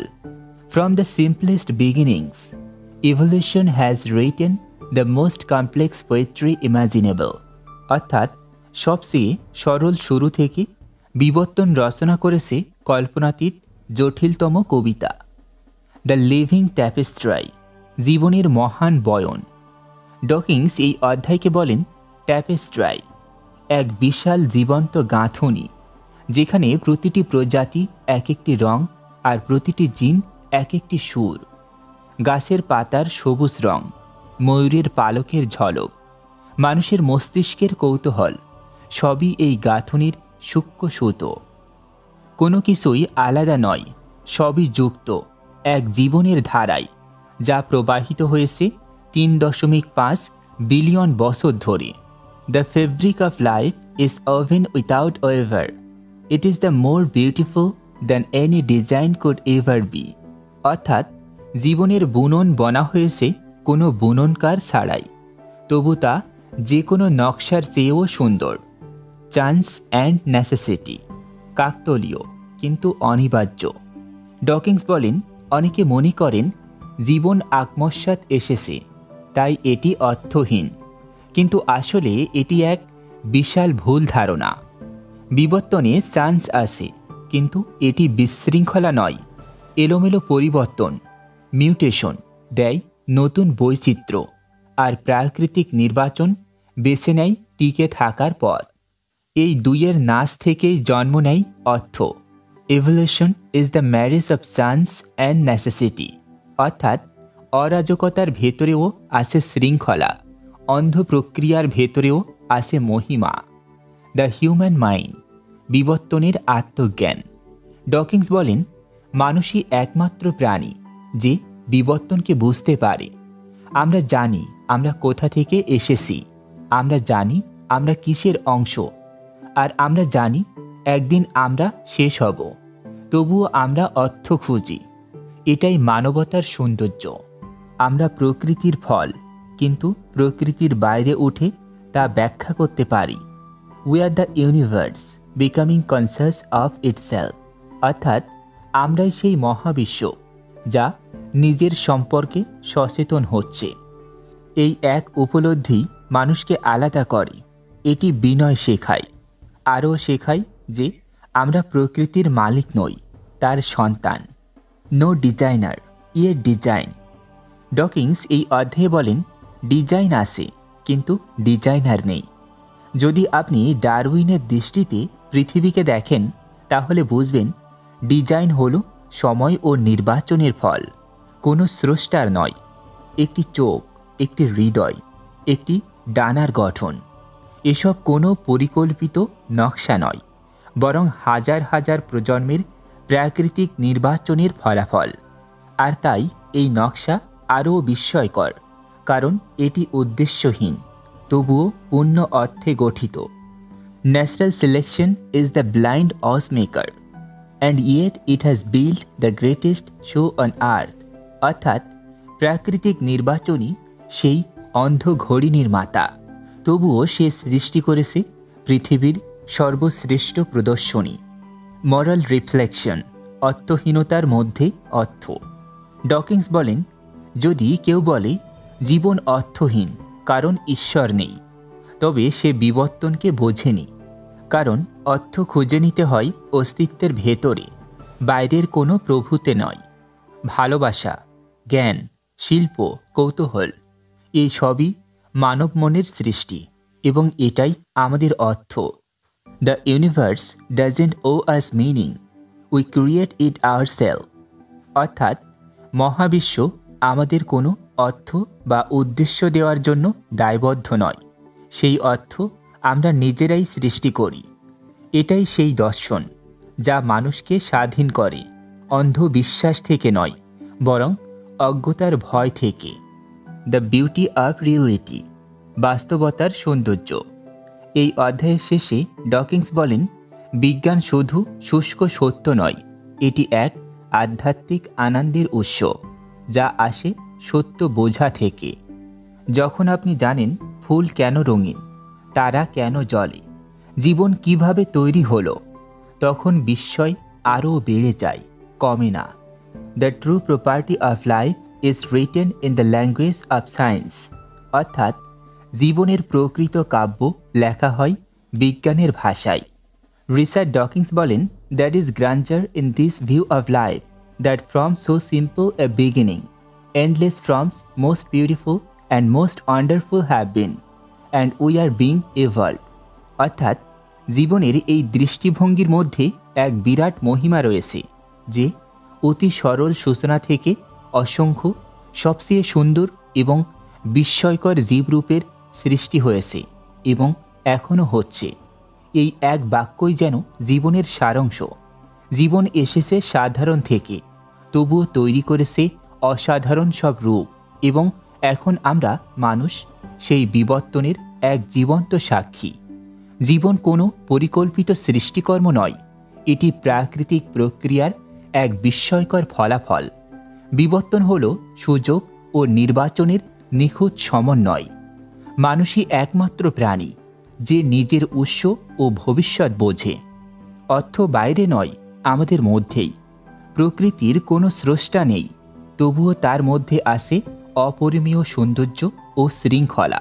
এটাই আমাদের শেখায় জীবনকে ভালোবাসা মানে কল্পনা নয়, বাস্তবতাকে বিস্ময়ে দেখা। যদি আপনি এক মুহূর্ত থেমে প্রকৃতির দিকে তাকান, তবে আপনি অনুভব করবেন আমরা সবাই এক বিশাল গল্পের অংশ, যা সময়ের আগুনে লেখা হয়েছে এবং আজও লেখা হচ্ছে আমাদের মধ্য দিয়ে। We are the children of time, born from sandust, shaped by evolution and capable of wonder। অর্থাৎ আমরা হলাম সময়ের সন্তান, মহাবিশ্বের উপাদান বা নক্ষত্র ধূলি থেকে আমাদের ভৌত জন্ম। আমরা বিবর্তন নামক প্রাকৃতিক প্রক্রিয়ার মাধ্যমে বর্তমান রূপে গঠিত হয়েছি এবং আমাদের এমন জ্ঞানীয় ক্ষমতা আছে যার দ্বারা আমরা মহাজাগতিক বিস্ময় উপলব্ধি করতে ও সৃষ্টি করতে পারি। ডিয়ার লিসেনার্স, আপনি শুনছিলেন রিচার্ড ডকিংসের লেখা the greatest show on earth, the evidence for evolution, বইয়ের পূর্ণাঙ্গ বাংলা অডিও এক্সপ্লেনেশন শুধুমাত্র কথনিকাতে। এই বই আমাদের মনে করিয়ে দেয় জীবন কোনো অলৌকিক পরিকল্পনা নয়, বরং কোটি বছরের বিবর্তনের ফল। প্রকৃতির প্রতিটি প্রাণী, প্রতিটি গাছ, প্রতিটি কোষ একই গল্পের অংশ, একই উৎসের সন্তান। এবং এই পৃথিবী আমাদের সবার মঞ্চ, যেখানে প্রতিটি মুহূর্তে চলছে the greatest show on earth. ডকিংসের ভাষায়, that is grandeur in this view of life, অর্থাৎ জীবনের এই দৃষ্টিভঙ্গিতে এক গভীর মহিমা আছে, যেখানে আমরা ঈশ্বরের সৃষ্টি নয়, বরং প্রকৃতির বিস্ময়। এই ছিল যুক্তি, বিজ্ঞান এবং মানবতার সবচেয়ে সুন্দর সুর, যেখানে জীবন নিজেই তার শ্রেষ্ঠ অলৌকিকতা। প্রিয় শ্রোতা, যদি এই ভিডিওটি আপনাকে ভাবতে বাধ্য করে, যদি নতুন করে পৃথিবীকে দেখতে শেখায়, তাহলে এখনই লাইক দিন, বন্ধুদের সঙ্গে শেয়ার করুন আর কথনিকাতে সাবস্ক্রাইব করুন। আপনার একটি মন্তব্য আমাদের জন্য অত্যন্ত মূল্যবান। অবশ্যই কমেন্টে লিখে জানাতে ভুলবেন না বিবর্তনের এই দৃষ্টিভঙ্গি কি আপনাকে নতুনভাবে জীবনকে বুঝতে সাহায্য করেছে। আমরা বিশ্বাস করি জ্ঞানই মুক্তি আর যুক্তি সৌন্দর্য, কারণ বিজ্ঞান যখন চোখ খুলে দেয়, তখন পৃথিবী হয়ে ওঠে আগের চেয়েও বেশি আশ্চর্য, বেশি মানবিক। মনে রাখবেন, আমরা সবাই এক মহাজাগতিক পরিবারের অংশ। আমাদের শরীরে আছে তারার ধুলো, আমাদের জিনে আছে সময়ের ইতিহাস, আর আমাদের চেতনায় আছে মহাবিশ্বের প্রতিচ্ছবি। তাই ভালোবাসুন এই বাস্তব পৃথিবীকে। এটাই সত্যিকারের অলৌকিকতা। ধন্যবাদ।